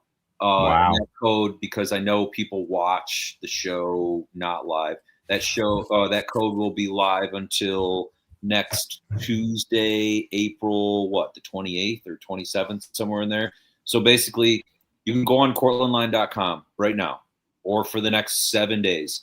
Buy whatever you want. If you've never tried Cortland braid, this would be an ideal time to do it. It's like $20.95 for a 150-yard spool, whatever color you want. Okay. Once you get to the checkout, use code SmallMouth, all one word in capital letters, and you'll get free freight. SmallMouth, one word, all capital letters, and you'll get free freight. You get whatever you want. You can buy a sticker. I suggest buying braid. But if you guys have never tried it, it's a good chance to do it. I mean, shipping costs are, $5 at the cheapest through the mail. You're talking probably $8 to $9 realistically. So, I mean, you're saving probably $8, $9 for one spool of braid, and you don't even have to leave your couch right now. But yeah, good deal. Smallmouth, all one word, capital letters. You can get whatever you need, and that code is live until next Tuesday, I think the 28th or something like that. There you go. And I mean, you guys really come strong, from the bass fishing side of life over the last 4 years or so. Just regionally, if anyone's up here in the Northeast, you have a lot of retailers. We were just talking, Brooks, the other day about everything up here in the Northeast as far as tackle stores that carry Cortland. Of course, Tackle Warehouse, who I work with, you guys Yep. Last couple years, Evan. Yep. So it's you don't have to drive far to find it. It's in every tackle store up here. That's for sure. Yeah, it was a grind. I mean, like you said, Travis, when I think it was probably Russ Bellinger that mentioned Portland. I think we've had that conversation. Yes. Yeah. You knew good old Russ more fly fishing, but not as braid. And we've actually been a braiding company, since like 1915, right? That's so crazy. But and shame on us, but I've been at Cortland for like 15 years. When I became a sales rep 7 years ago, I sold some braid to some shops, some current existing accounts, right? And I sold some master braid, I sold some hollow core, and man, after a couple of years, I realized how good of a product we were sitting on, and that the current marketing and the management team at Cortland was like really dropping the fucking ball. I'm like, guys, we're sitting on like a product that no one else can compete with in certain aspects. You know what I mean? But we have a unique product that's really good, and we're not doing any marketing for it. And it just kind of is it's just there. Right. So, but guys loved it, and they loved the Cortland service, and they loved the product. So, I pushed them, and we started getting into more saltwater shops for hollow core offshore fishing. And then I met guys like Travis, and I was on the road pushing shops to carry Cortland braid because they already carried Cortland for fly fishing, right? XYZ. And long and short of it is just like, it was just such a long effort for the last 6 years to convince management that we make a badass product. We just need to tell the world about it. We're up against a lot of companies with some super big marketing dollars. Sure. And we're a small company in itself, right? So it was a long grassroots effort. But like Travis said, now we're in almost every tackle shop that sells braid for bass fishing. I'm just speaking in the Northeast where I'm a sales rep, but like, you can go Doc's Tackle in the Finger Lakes, Fat Nancy's in Pulaski, Islands Bait and Tackle, right? And the list goes on. Lakeside Outfitters in Syracuse. So every place, Berkshire Bass, Ben's Tackle Shack, like every place that's legit, in the Northeast and Pennsylvania, that would be a bass fishing shop that caters to bass fishing, we're there. It's great because 7 years ago we weren't there. I mean, we just got Master Braid into Fat Nancy's, who's been a long time customer, but it just takes years of doing this show and people listening to Travis and you, Eric, and JP, and they go into the shop. They're like, any Cortland? Like, no, we don't carry Cortland. Well, they hear that enough. They start thinking about it. You know what I mean? And I need to do my job as a sales rep and convince them to do it. So anyways, it's been a long uphill battle, but it's awesome. And it's, it's in the shops where it needs to be in the Northeast. Heck yeah. And it's good stuff. Hey, question for you. Do you frog a lot? Like bass fishing? Do you throw a frog? Travis, what do you think about hollow core for a frog? No? I mean, do they make 65-pound hollow core, Brooksy? Yeah. Has anybody frog with it? Yeah. Does it float? We make a product called Silent Flip that's built out of 16 carriers. And since that product is technically hollow, it's not like a solid woven braid. Yeah. Okay. It will trap air. Yeah. And it will hover on the water a lot better than like a solid braid that will want to cut through the water. Yeah. When you break surface tension. Yeah. So yeah, 100%. I'm just thinking there'd be yeah. No, I love finesse drop shot fishing. That's how fair. I'm just thinking about loud. Travis and I have thrown a frog. I frog a lot in the rivers, and lakes too. I mean, there's certain. I'm just thinking out loud, like, man, maybe I should try it, and to see if it, would your frog walk better?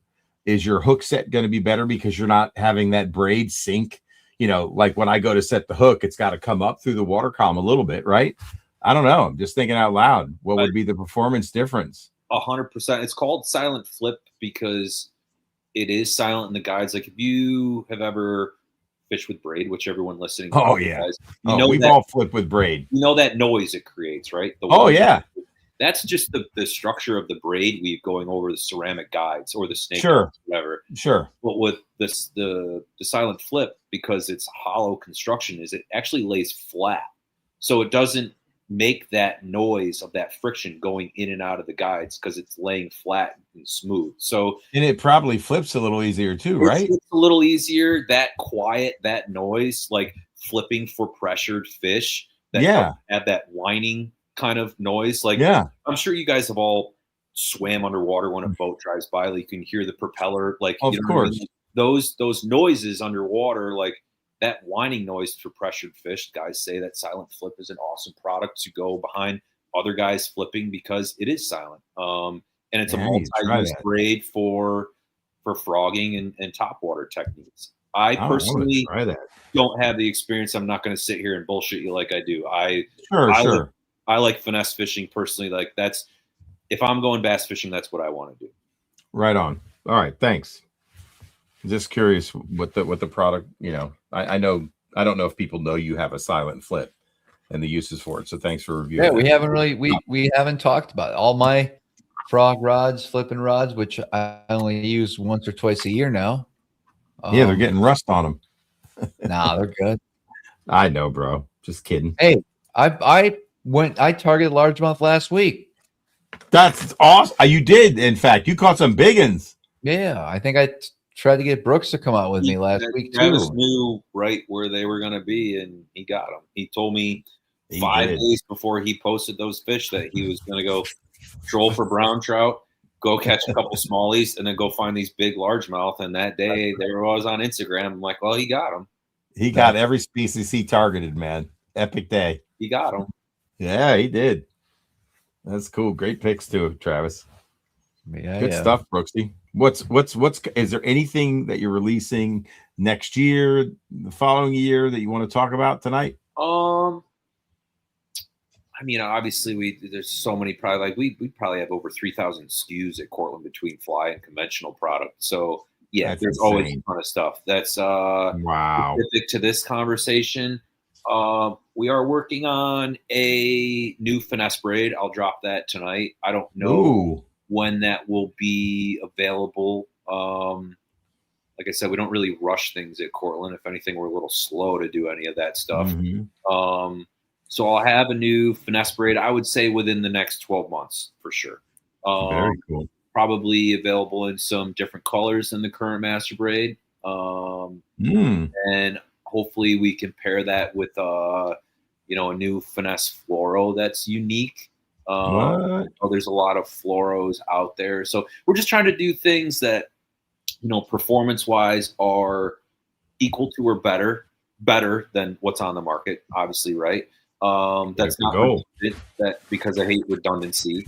I feel like, fishing industry is like a copycat world, right? It's just like, oh, those guys are doing it, let's do that. Like, how many people have a paddle tail swim bait right now? You know what I mean? How many people are going out with like a chopper swim bait right now? It's like everyone just kind of does the same damn thing. So it's like, I don't want to do that because I hate that. So it's like, what can we do that's different and better, stay within our means as a manufacturing company? And that's, sinking braid. Like, obviously we're working on that. So yeah, we got a bunch of stuff in the pipeline. I don't know when it'll be released exactly. And we'll also see like how the supply chain goes with tariffs and this and that. Like, you know what I mean? It's it's a constant moving target in manufacturing. It's just frustrating. Like, I can't tell you how many things that I've worked on in the last, 12 years being a product development manager that, 9 or 10 months into it, some of the key components that went into it either like left the market or raised price so high that it wasn't worth doing anymore. It's part of it. You know what I mean? It's part of it. It's tricky. It's tricky. This question keeps coming up. How to dispose of old used line? Slumpy Grumpy, here's your answer. Where do you put your old braid? I throw it in the trash. Slumpy Grumpy, there's your answer. I mean, could braid be recycled? No. I don't know. I don't think you can recycle. I mean, you can recycle it when it goes to a recycling center. They're going to throw it in the garbage when it comes down the belt. But if it makes you feel better, then that's if it doesn't stop their belt, 65-pound braid. Can you imagine? Going to stop their belt. My gosh! I've actually had braid break a vacuum cleaner. I've had braid break a snowblower. So whatever you do, be careful. With you're doing. Oh yeah, Travis, what, bro? What happened? I had all my rods ready to go, and I was tying my knot, and I had them all lined up on the wall, like 85 of them. And so I vacuumed the other day. Oh no, dude! You don't realize how fast that rod's gonna come off the wall into the under the vacuum. No, it broke it. Oh yeah. Oh no. Dude, oh no, man. It was a circus. And then I'm like, okay. I was mad at myself. If you were to GoPro vacuuming and it happened, that'd have been awesome. But anyways, it was like, it was just a dumb thing to do. But then when I was taking the braid out of the vacuum, I literally looked at the vacuum and it was nothing but random braid and line in the whole thing. Like, it was plugged up to begin with. Oh my God. You know what somebody should do is make a giant braid ball. Like, just take a tennis ball and start wrapping it. I wish I would. I think that's what you should do, and have a world record braided ball. You would have how many picks would that be, and what carrier? That would be the biggest Dyneema or Spectra ball in the world. Travis, let's do it. And we're gonna apply for a Guinness Book of World Record. Nobody's making a braid ball out there. Like I'm so far behind, dude. Who's making a braided ball? Nobody. Look it up right now. Somebody Google it. No, I mean, like, all the braided balls I could have had.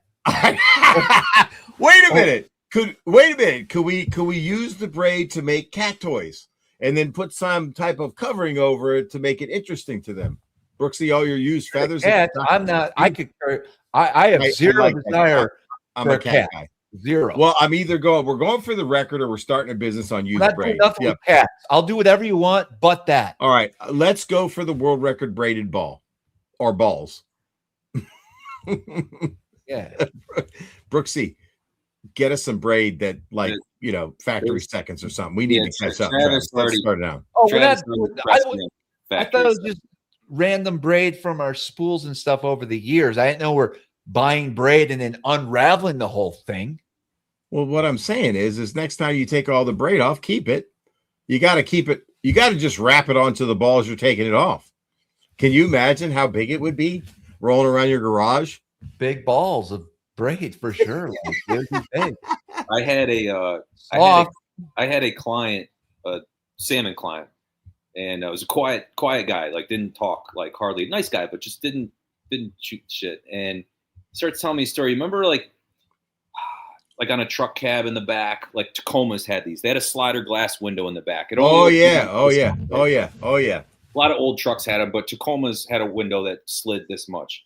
Oh no! And he goes, Anthony in the comments. I just got to bring this up. He talked about something about using braid or line for like flossing. Dental. I do that. We've all done that, and for sure. I've done it. Definitely. So, oh man, for sure. Anyways, this guy Eric, he goes, I'm driving down the road, and the fly is hooked into the cork of the rod.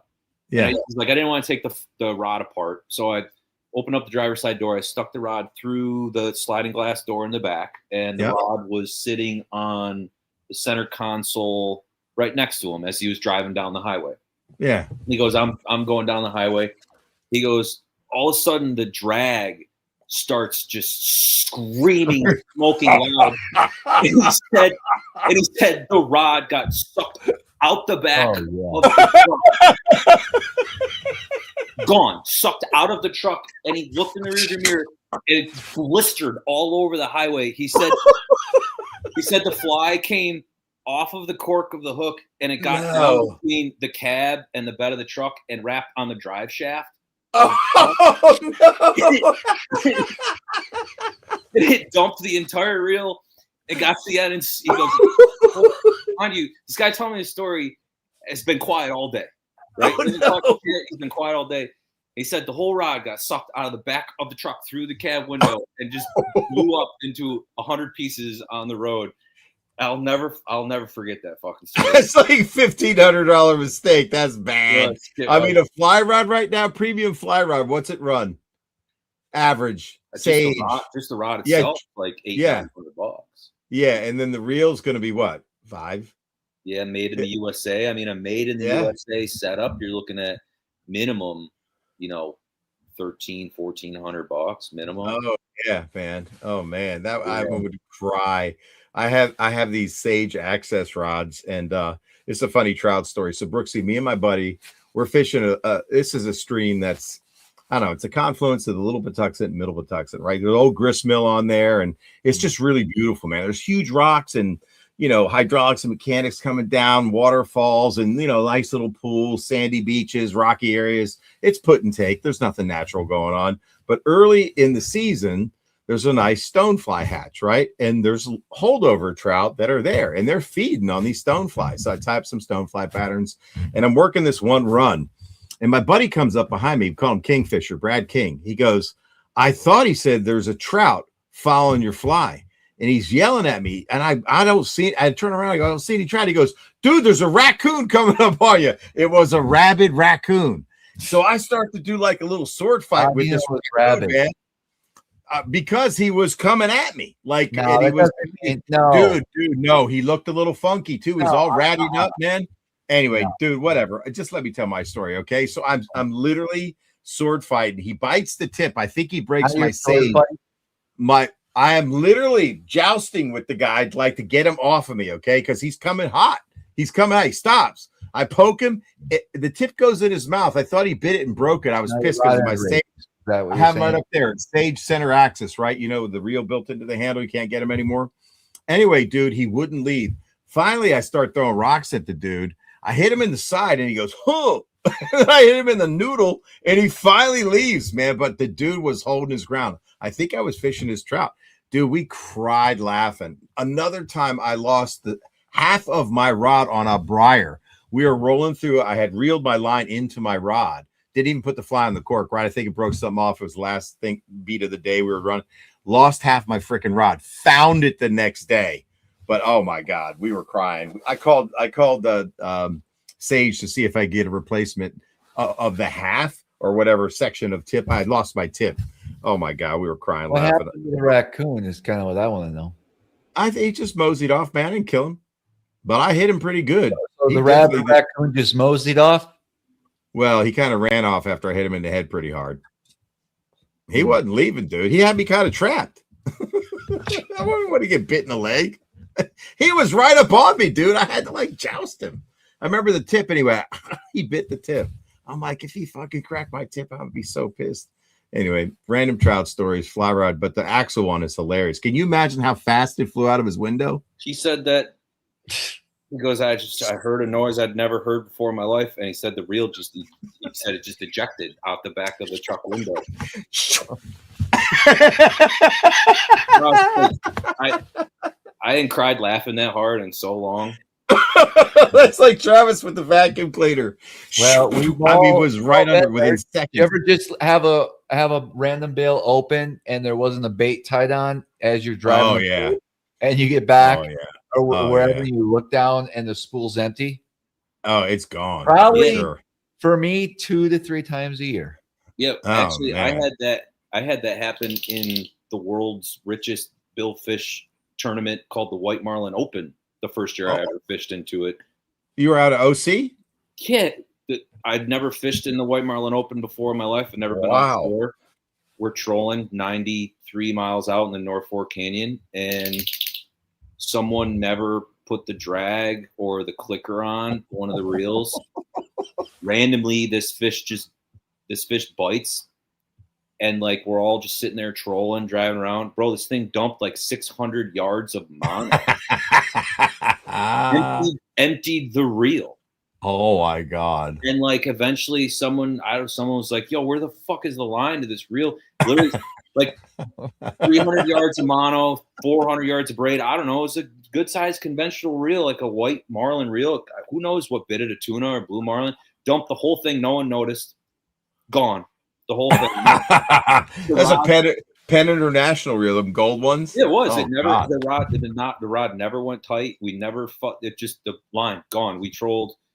I didn't. Thank God I didn't pay for the trip. Like I kind of company dime a little bit, but like the guys all had a lot of money invested in that trip to like win. Oh, that hurts. I'm like, how do you not set the drag on this? Like this one, we're doing one thing out here, guys, is to catch a marlin and kill it for money. You got to set the drag. Yeah, dump the whole reel. How about the guy that they won the White Marlin Open? One guy got on the boat without a license. They checked, and the boat got DQ'd. They lost the winning.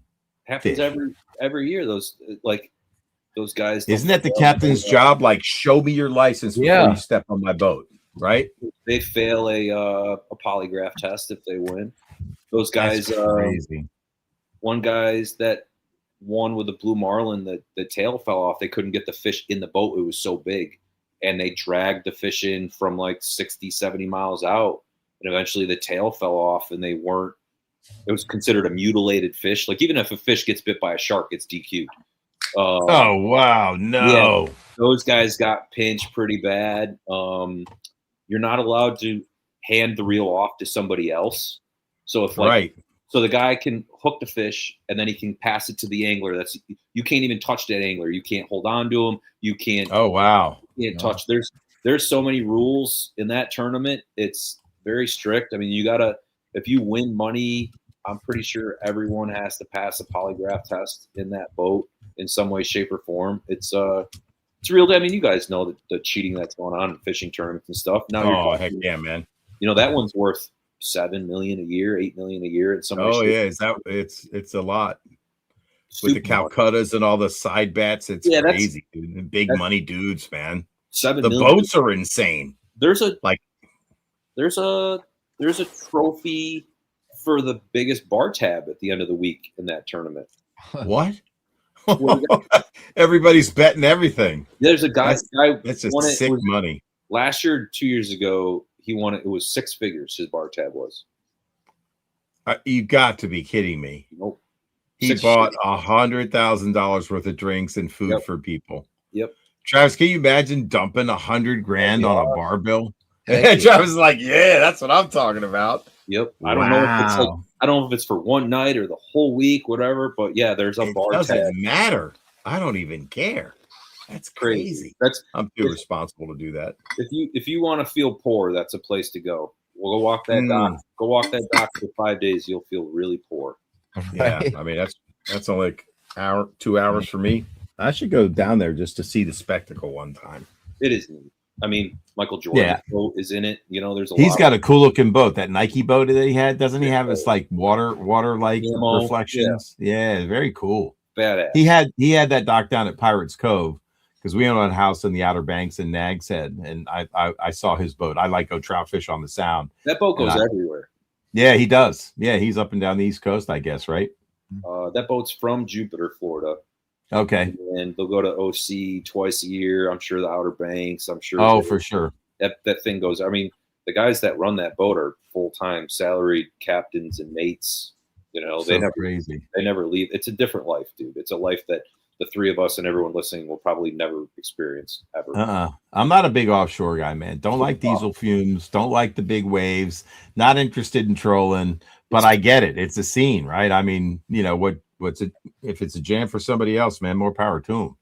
It's a different. But it's wild, right? They fill up those gas bladders that they have outside the deck with like how many gallons of diesel so they can run big places. It's like a bomb on the back deck. Rubber bladder, so they can carry extra fuel so they don't have to come in. It's a different level of money. Yeah, truly. Those Hatteras boats are really badass looking, man. I like it with the blacked out windshields. They don't have anything like. I mean, how does that even work? They're sick. My buddy has an offshore boat. I mean, I'm spoiled at Cortland. I can go, you know, with a dozen people on one of those big boats. I could just go down to the coast and jump on. You know what I mean? That's pretty cool. Fortunate, but I mean the wireless. Like I remember walking in the boat one day. We were trolling. We were over 100 miles out. The boat owners like was watching tennis and air conditioning, laying in the boat. You know what I mean? It's like what planet do we live on? He's like, this is a great match. I'm like, I don't fucking watching tennis right now. I want to fish.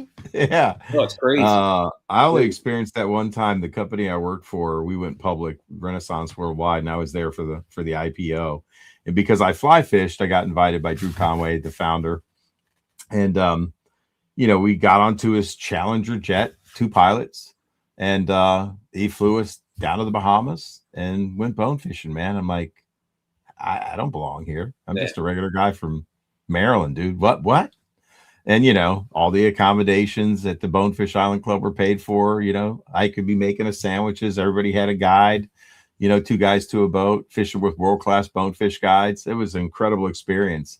Flew to Colorado to float the Blue, man. I'd never been in a drift boat. That was extraordinary. The Blue is cool. Fun. It's a cool river. Yeah, you float. Oh, yeah. Really neat. I fished the upper Blue. I floated the middle Blue and floated the lower Blue. Can't tell you what section of the Blue I was on, but I was on the Blue and definitely floated the Colorado. And man, I really wish we could have got out. It was just a nonstop float. I wanted to get out and walk sections because I really, really enjoy waiting. And I know it was probably private. You couldn't do that. There was time, etc. But I would really like to experience that again. Got to hike up to a high mountain lake, man. That was amazing.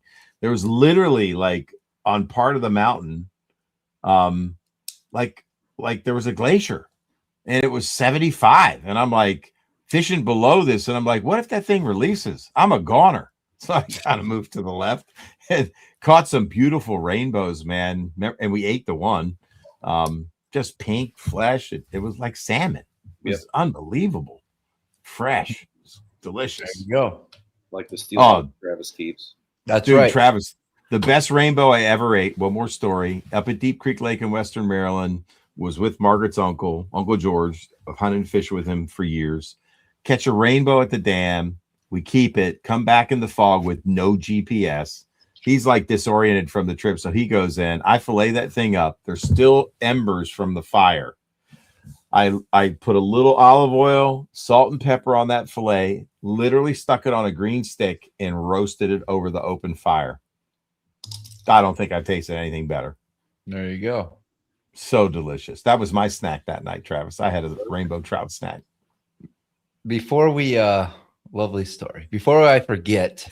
Yes, go ahead. I got to pick a winner for the super. Oh, chat. Yeah, let's do that. And let's see who we got here. And the winner tonight is Greg G. Norman, congratulations, Greg. Reach out to me. Great golfer. Find me on Instagram or email and just send me your address and we will get that gift package out. We should have some congratulations, Greg. Should have some master braid in that gift pack night, but don't be giving mine away this year. I messed up. Travis, that was a shot at me, Eric, because Travis I know. was like, yo, can you send me some braid for giveaways? And I'm like, absolutely. And I picked and packed his order and got it out quickly. He did give me this awesome hat and 2 amazing hoodies that fit perfect. Let's see that hat. I can't see it because the time on the live is oh man, Brooksy, I'll even buy one. I need that color because when it gets really hot down in the south and I'm fishing tournaments on Kerr, Gaston, Roanoke River, Almar Sound, I need a light hat. I'd like that. I'd like the rep. Done. But yes. And guys, don't forget you can use my code SmallMouth, all caps, free shipping at CortlandLine.com. Check out that silent flip, the Cortland Master Braid. Yeah, dude. I'm definitely experiment. Doing that. Those that use other fluorocarbon line for your leaders, pick up a few of these and let me know what you think. I love them. And that's how I store mine when I go. This is my little smallmouth box, and that's how I store my leader material. Sadly, there's no Cortland on there right now, but these are ultra convenient because they're right outside. Don't have to go into any box. I mean, it's perfect for me, man. And little golf towel ring for my little plastics. Look at that. We got some reins on there. What else do we got, Travis? Good stuff. Is that what you bring on Travis's boat? That's all I need anymore, man. I've dialed it in. That's it. Well, you're going to bring some interesting things when you come up in a couple. We'll have to talk because of my. You're going to love it. There's some crankbaits. Yeah, dude. Anything. You tell me what to bring. You are going to hit it at the magical time. Oh, that's awesome. There will be this crawfish that's going to be thrown. Morning dawn crawl. If you're a finesse guy. I love it. There you go. Right there, dude. I'm gonna whale on. I that got is a bite getting bait right there. I've been doing doubles. Well, my first double starts tomorrow, and then I got some perch trips in the afternoon to do after bass trips. Wow. It's been crazy, and I'll go all next week as doubles, and then the following week. So I only got 20 more days. How deep you think those fish will be on the Cinco de Mayo? We can do whatever you want. We can be in 2 feet of water. We can be in 40 feet of water. Oh, I love it. Yeah, I love it all. That's fantastic. It's freaking pretty epic out there right now. I bet. When does Canada close? May 10th. Why May 10th? What's so special about May 10th? I don't want to get into it. It's don't stir him up, Brooks. Yeah, why you gotta ask that question? I don't know. It's like, May 1st or maybe the 15th or like the 3rd Saturday or June 1st. Yeah, it's the fact that there's even a season, and it's a fact that there's even rules about it. I wonder if it's May 10th is a holiday. I don't know. I don't know. May 5th is a holiday in Mexico, right? Cinco de Mayo. I don't know. No. I'm excited. I can't wait for tomorrow. I'm back. Yeah. I'm back at it, dude. I can't wait for the next day. Get up in the morning and watch someone fish. That's so cool. It seems weird, but all right. I'll accept that. I say the same thing every Saturday evening in September. I'm like, man, I can't wait to wake up tomorrow and watch someone flail this fly rod into the wind for the next 8 hours. Yeah, I actually do enjoy it. I enjoy guiding because I don't get burnt out because I don't do a ton of trips. Yeah. So and for those that are watching, you guys will notice my YouTube channel has been getting a lot of videos in the past couple of days. I'm doing the daily. Good job, Travis. Daily guide fishing reports, breaking down everything. I'm not holding anything back as far as what we're using and the baits that we're using. I'm very true to that. Like I threw the Crush City the other day because I haven't used these before, the Ned BLTs, and we caught some fish on it, and I kind of been experimenting with a lot of different stuff this year too, which is pretty cool. But our standard stuff is still working, obviously, and always. Yeah, it's been We're gonna hit it good. We need some calmer days out here. It's been very windy. I was gonna say the last 2 days has been cranking, gassy, like cranking. Like even I was sitting in the office today watching it snow sideways. I was just like, fuck. That's crazy. Yeah, it Travis snowed on us yesterday. Like accumulations in the boat. It felt like it was November. Yep. It felt like duck hunting season. Yep. And then it was flat calm at one point, sunny. Yep. Then it rained at one point. That's psychotic weather, dude. Yesterday was wow. That's psychotic. Yeah. That's crazy. Is the fishing consistent when it's that crazy? I mean, the only thing weather does for me is affects our ability to fish properly. The fish are still there. They're going to bite. There's always fish somewhere on this system because it's so massive and has such a huge population of fish that it's not like human, like it's in everyday life.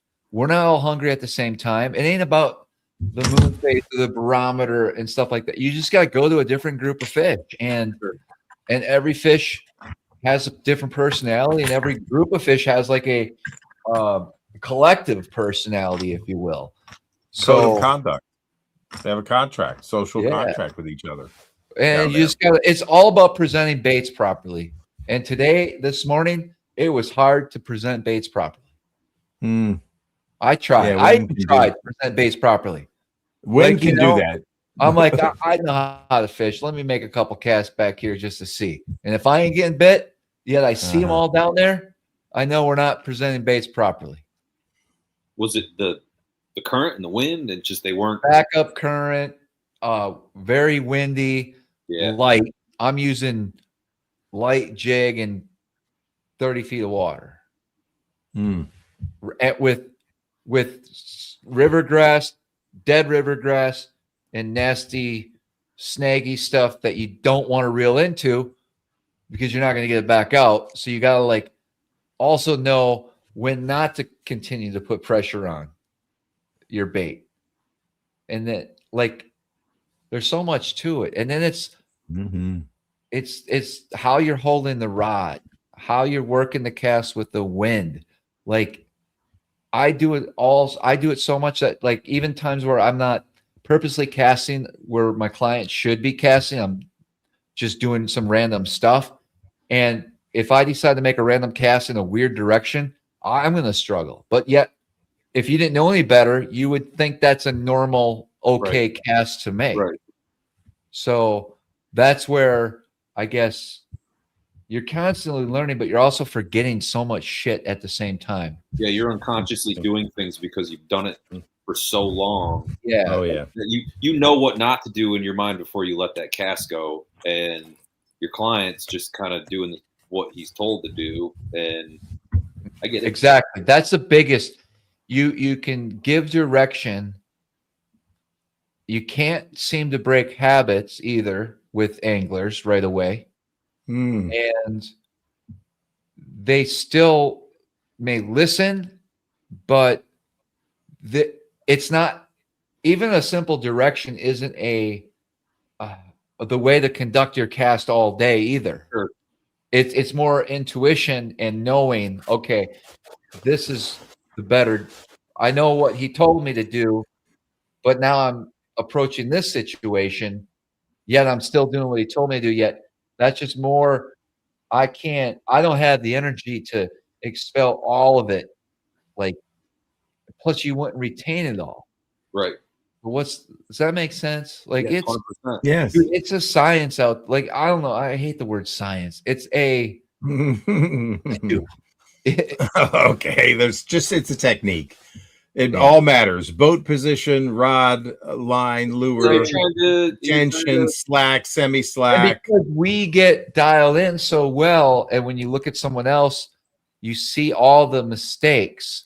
And then if you're like me, who's kind of a perfectionist with a lot of things, kind of drives you wild, and it builds up, and you start making live shows and drinking wine and getting crazy. You know? Makes total like sense. It's an evolution to all of this. And here we are. Or a spiral into madness. It's the descent into madness. I love it. All right. We got all right. We had a great show. Brooks. Yeah, man. Thanks, Brooks. Good to see you again, man. Awesome.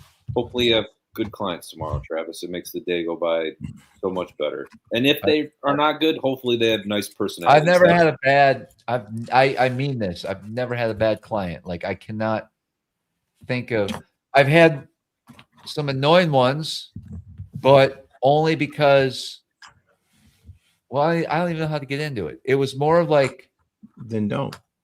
No, I do. I want to. Okay, now you do. Yeah. Tell us. Everyone's at a different place in life, and even as anglers, you are. And so I learned to accept that. And once I understood that, they weren't annoying anymore. Yeah, you just read the room, man. Yeah. So you don't struggle with life. If the fishing sucked and they sucked at fishing, hopefully they just have a great personality. And yeah, there's been days where the guy sucks and the fishing sucks, but man, we had just, I don't even know what we talked about for 8 hours, but it was great. And then you got to have, those three things are huge. Are they good people? Is the fishing good? Are they good at fishing? Right. If you get all three, like you hit the lottery. If you get 2 out of the 3, that's great. If you get 1 out of 3, okay. If you got 0, I guess from a people standpoint, I've never had that. That was never an issue. Very fortunate. Most of them also know and understand fishing or want to become a better angler. And so the eagerness to learn, and then I love showing someone like a different technique or something they haven't used that much. And there's a lot that goes into different approaches out here and how you fish for these fish. And all of them listen, but it's that habits always come back into play too sometimes. And there's a fine line. How many times you say something or don't. Fair. You also have a different clientele though. Like you're not booking people that are like, I'd like to try fishing someday. Sure. You know what I mean? Like these dudes want to bass fish. They want to go with Travis and they want to learn, right? Now, you might get some guys on the outer part of that spectrum where they're like, I like bass fishing. I heard this guy's good. I'll go with him. But like, you're not the guy that's on a booking app that some jackass is having a bachelor party where they're like, I'd like to try fishing with my kids someday. Like you're just not getting those guys. Yeah. No. Which good for you because that's tough. Yeah. I get those guys. He's not getting the shore lunch crowd. I get the shore lunch guys. Sometimes. I wouldn't mind. I would love that too. My regulars are awesome. But you want to do a shore lunch on a pontoon boat? Pull up somewhere with a hibachi on the back and deep fry some smallies and beer batter. I mean, why not? I would do that. It would kill a couple hours. I think it'd be tasty. Get yourself an eyeball. You go catch a walleye or a eel pout snout and go to work. Totally. And there's guys on the Lake Ontario system by St. Lawrence that do shore lunches. They guide for smallmouth. Sure. They pull over. They do shore lunches. Like it's a whole. I think it's going to kill 2 hours of your day. I think it's bullshit. I mean, Travis was halfway there on Oneida with me, man. He was filleting walleye on the back deck. I'm like, are you going to cook it right here? I thought he was going to whip out a propane hibachi and do it for me. I filleted fish on the bass boat before, for sure. You filleted him in front of me. You also filleted him in the shower. It was like a murder scene. I'll take it. FSI, fish scene investigation. You're guilty as F. I just had some perch for dinner. Can you imagine the poor house cleaning lady that had to come in there and look at that crime scene after you left? Oh my God. I made sure it was perfectly like nothing happened. Yeah, then she put the black light on it and saw the blood stains everywhere. Like, what happened here? You don't put the black light in there. Can you imagine if they did that? They sprayed luminol after you were in a room filleting perch and somebody happened to find the end and you were in the I mean, like who was in this room? Travis Manson. They would be coming to investigate you. I feel like all over the bathroom. I feel like I can conduct a murder and dispose of the body and not get caught. That's how confident I am. You mean fish bodies? Sure. Yeah. Okay. Oh, that's scary. What'd you just say? Who thinks like that? Fish ponds. Yes. Yeah, let's just say that. Okay. Okay, everybody. On that note, be very afraid. Because you may go out on Lake Ontario and never come back. All right. SmallmouthCrush, all caps is the code for free shipping. CortlandLine.com. Go check them out. Brooks, it was awesome. Wait, Gary Lee says you've been doing it for 1,000 years. Hey, listen, Brooks, let's get you back on sometime late summer before your salmon vampire reference, right? Brooksy, if you're curious. Yeah, we should probably at least go fishing one time before that, so we have an experience. Pretty much. Listen, bud, I'm guiding every day. I know you are. I give you a date and you can make it, let's go. If you want to come up for evening, I'm free after 2 p.m. I try. I got a lot of logistical nightmares to I hear you. How far are you from him, Brooksy? It's farther than Trav thinks. I'm like right down the road, but it's like it's not. Oh my god, dude! How far is it? How far is Cape Vincent? I'm gonna look right now on Google. Hang on. 2 hours. It's that's 2 not hours. far. It's 2 hours. That's not far. I tried 5 hours on a weekend to fish a tournament down in Carolina. I got 3 kids and a crazy wife and 2 dogs. It's hard, man. It's hard. Okay, that is hard, Travis. All right. Well, Travis is like, yo, you want to go fishing tomorrow? I'm like, it's Tuesday. I work. Well, I'm like, it's gonna be for work. That excuse. I don't understand that excuse, Brooks. No, you are right. It's 100. That's not an excuse not to go. It's just like my wife's got to work. I got to drop off the girls. Like if my wife's working, that means I got to get a babysitter here by 7:45 for her to go to work. You know what I mean? It's like it's a nightmare. It's a nightmare. Right. It's not like I could just pack up and then we're out all day. So maybe I got to be home. Maybe I can go in the morning, but I can't be out till 5, which means we got to be off the water by 3 in my car at 3 to be home. Yeah. That's not going to happen. We're not doing that. Okay, we'll figure it out, and I'm sure when Eric's up, you can jump in the boat with us for a little while. Sure. Are you kidding? Absolutely. Are weekends any better or worse? It's all fucked. It's my whole life is just not. He's got to make Braid and raise kids, Eric. For 3 plus 2 dogs and a crazy wife. That's like 5 kids, 6. I mean, making Braids hard enough. Now you got to go and deal with all that shit. Just keep sending me dates and times, and one of them will work out. If I know, you're like, hey, just keep feeding them. I'll make it work. All right, that's right. Yeah. Perfect. If I go, and eventually the kids will be older, and he'll have a built-in babysitter. How old are your kids? They range 2, 6, and 9. Oh, you got a ways to go, Travis. Buddy, we're toast. And Brooksy. Yeah, that's 2, 6, and 9. Those are youngins. I feel for you, Brooksy. That's all right. It's fun. But no, of course. Maybe if I go with you, I'll bring the camera. We'll make a good show out of it. I'll probably have a camera as well, you know. Yeah, maybe they'll work this time. Well, Film a whole show with Travis with 9 of all the times. Not one of them work. That's unbelievable. That's funny. I have normally sometimes. Yeah. It's weird when you get out fishing, none of the GoPros work. Yesterday, my cord started smoking. In the garage? No, out fishing. To the camera in the back? Yeah. The one I stand around all the time? I smelled something fishy, and sure enough. It's time for a new cord, bro. Well, I'm just What do you mean, well? It's not the first time that's happened. What? Yeah. That's crazy. Well, heat up.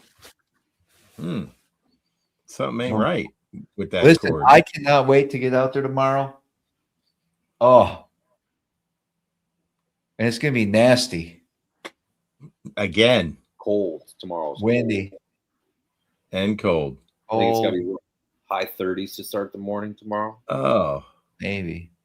Brutal. Ice in your guides? Oh, you're going to hit it so perfect. I cannot wait. I can't either. You don't even know. It's right around the corner, too.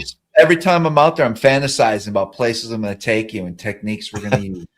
I love it. You got to tell me what to bring if you want to do some crazy stuff.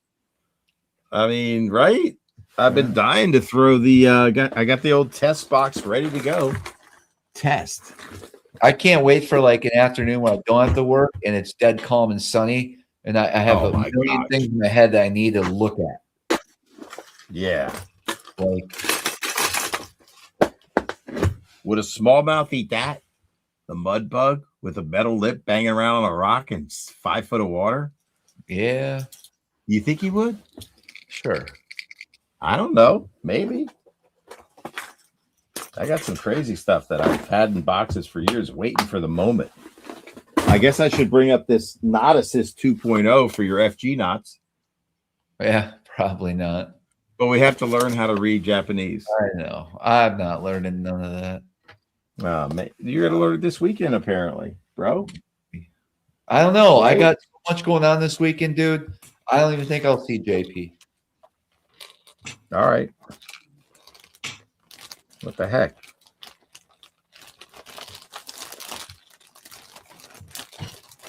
What do you mean? I thought that was the whole point. All right. Great show. Great job, Brooksy. Respond in the comments. I'm sorry. All right, guys. Hey, don't forget to subscribe to the channel if you haven't already. And as always, until next time, we'll see you at Morgia's Beach. Morgia's Beach. How do you say it? Morgia's Beach. Yeah. It's a fake beach by his sister-in-law. I mean, what? The War of 1812 happened there, man. Wow. Fine. All right. We're out. See you guys. On the water.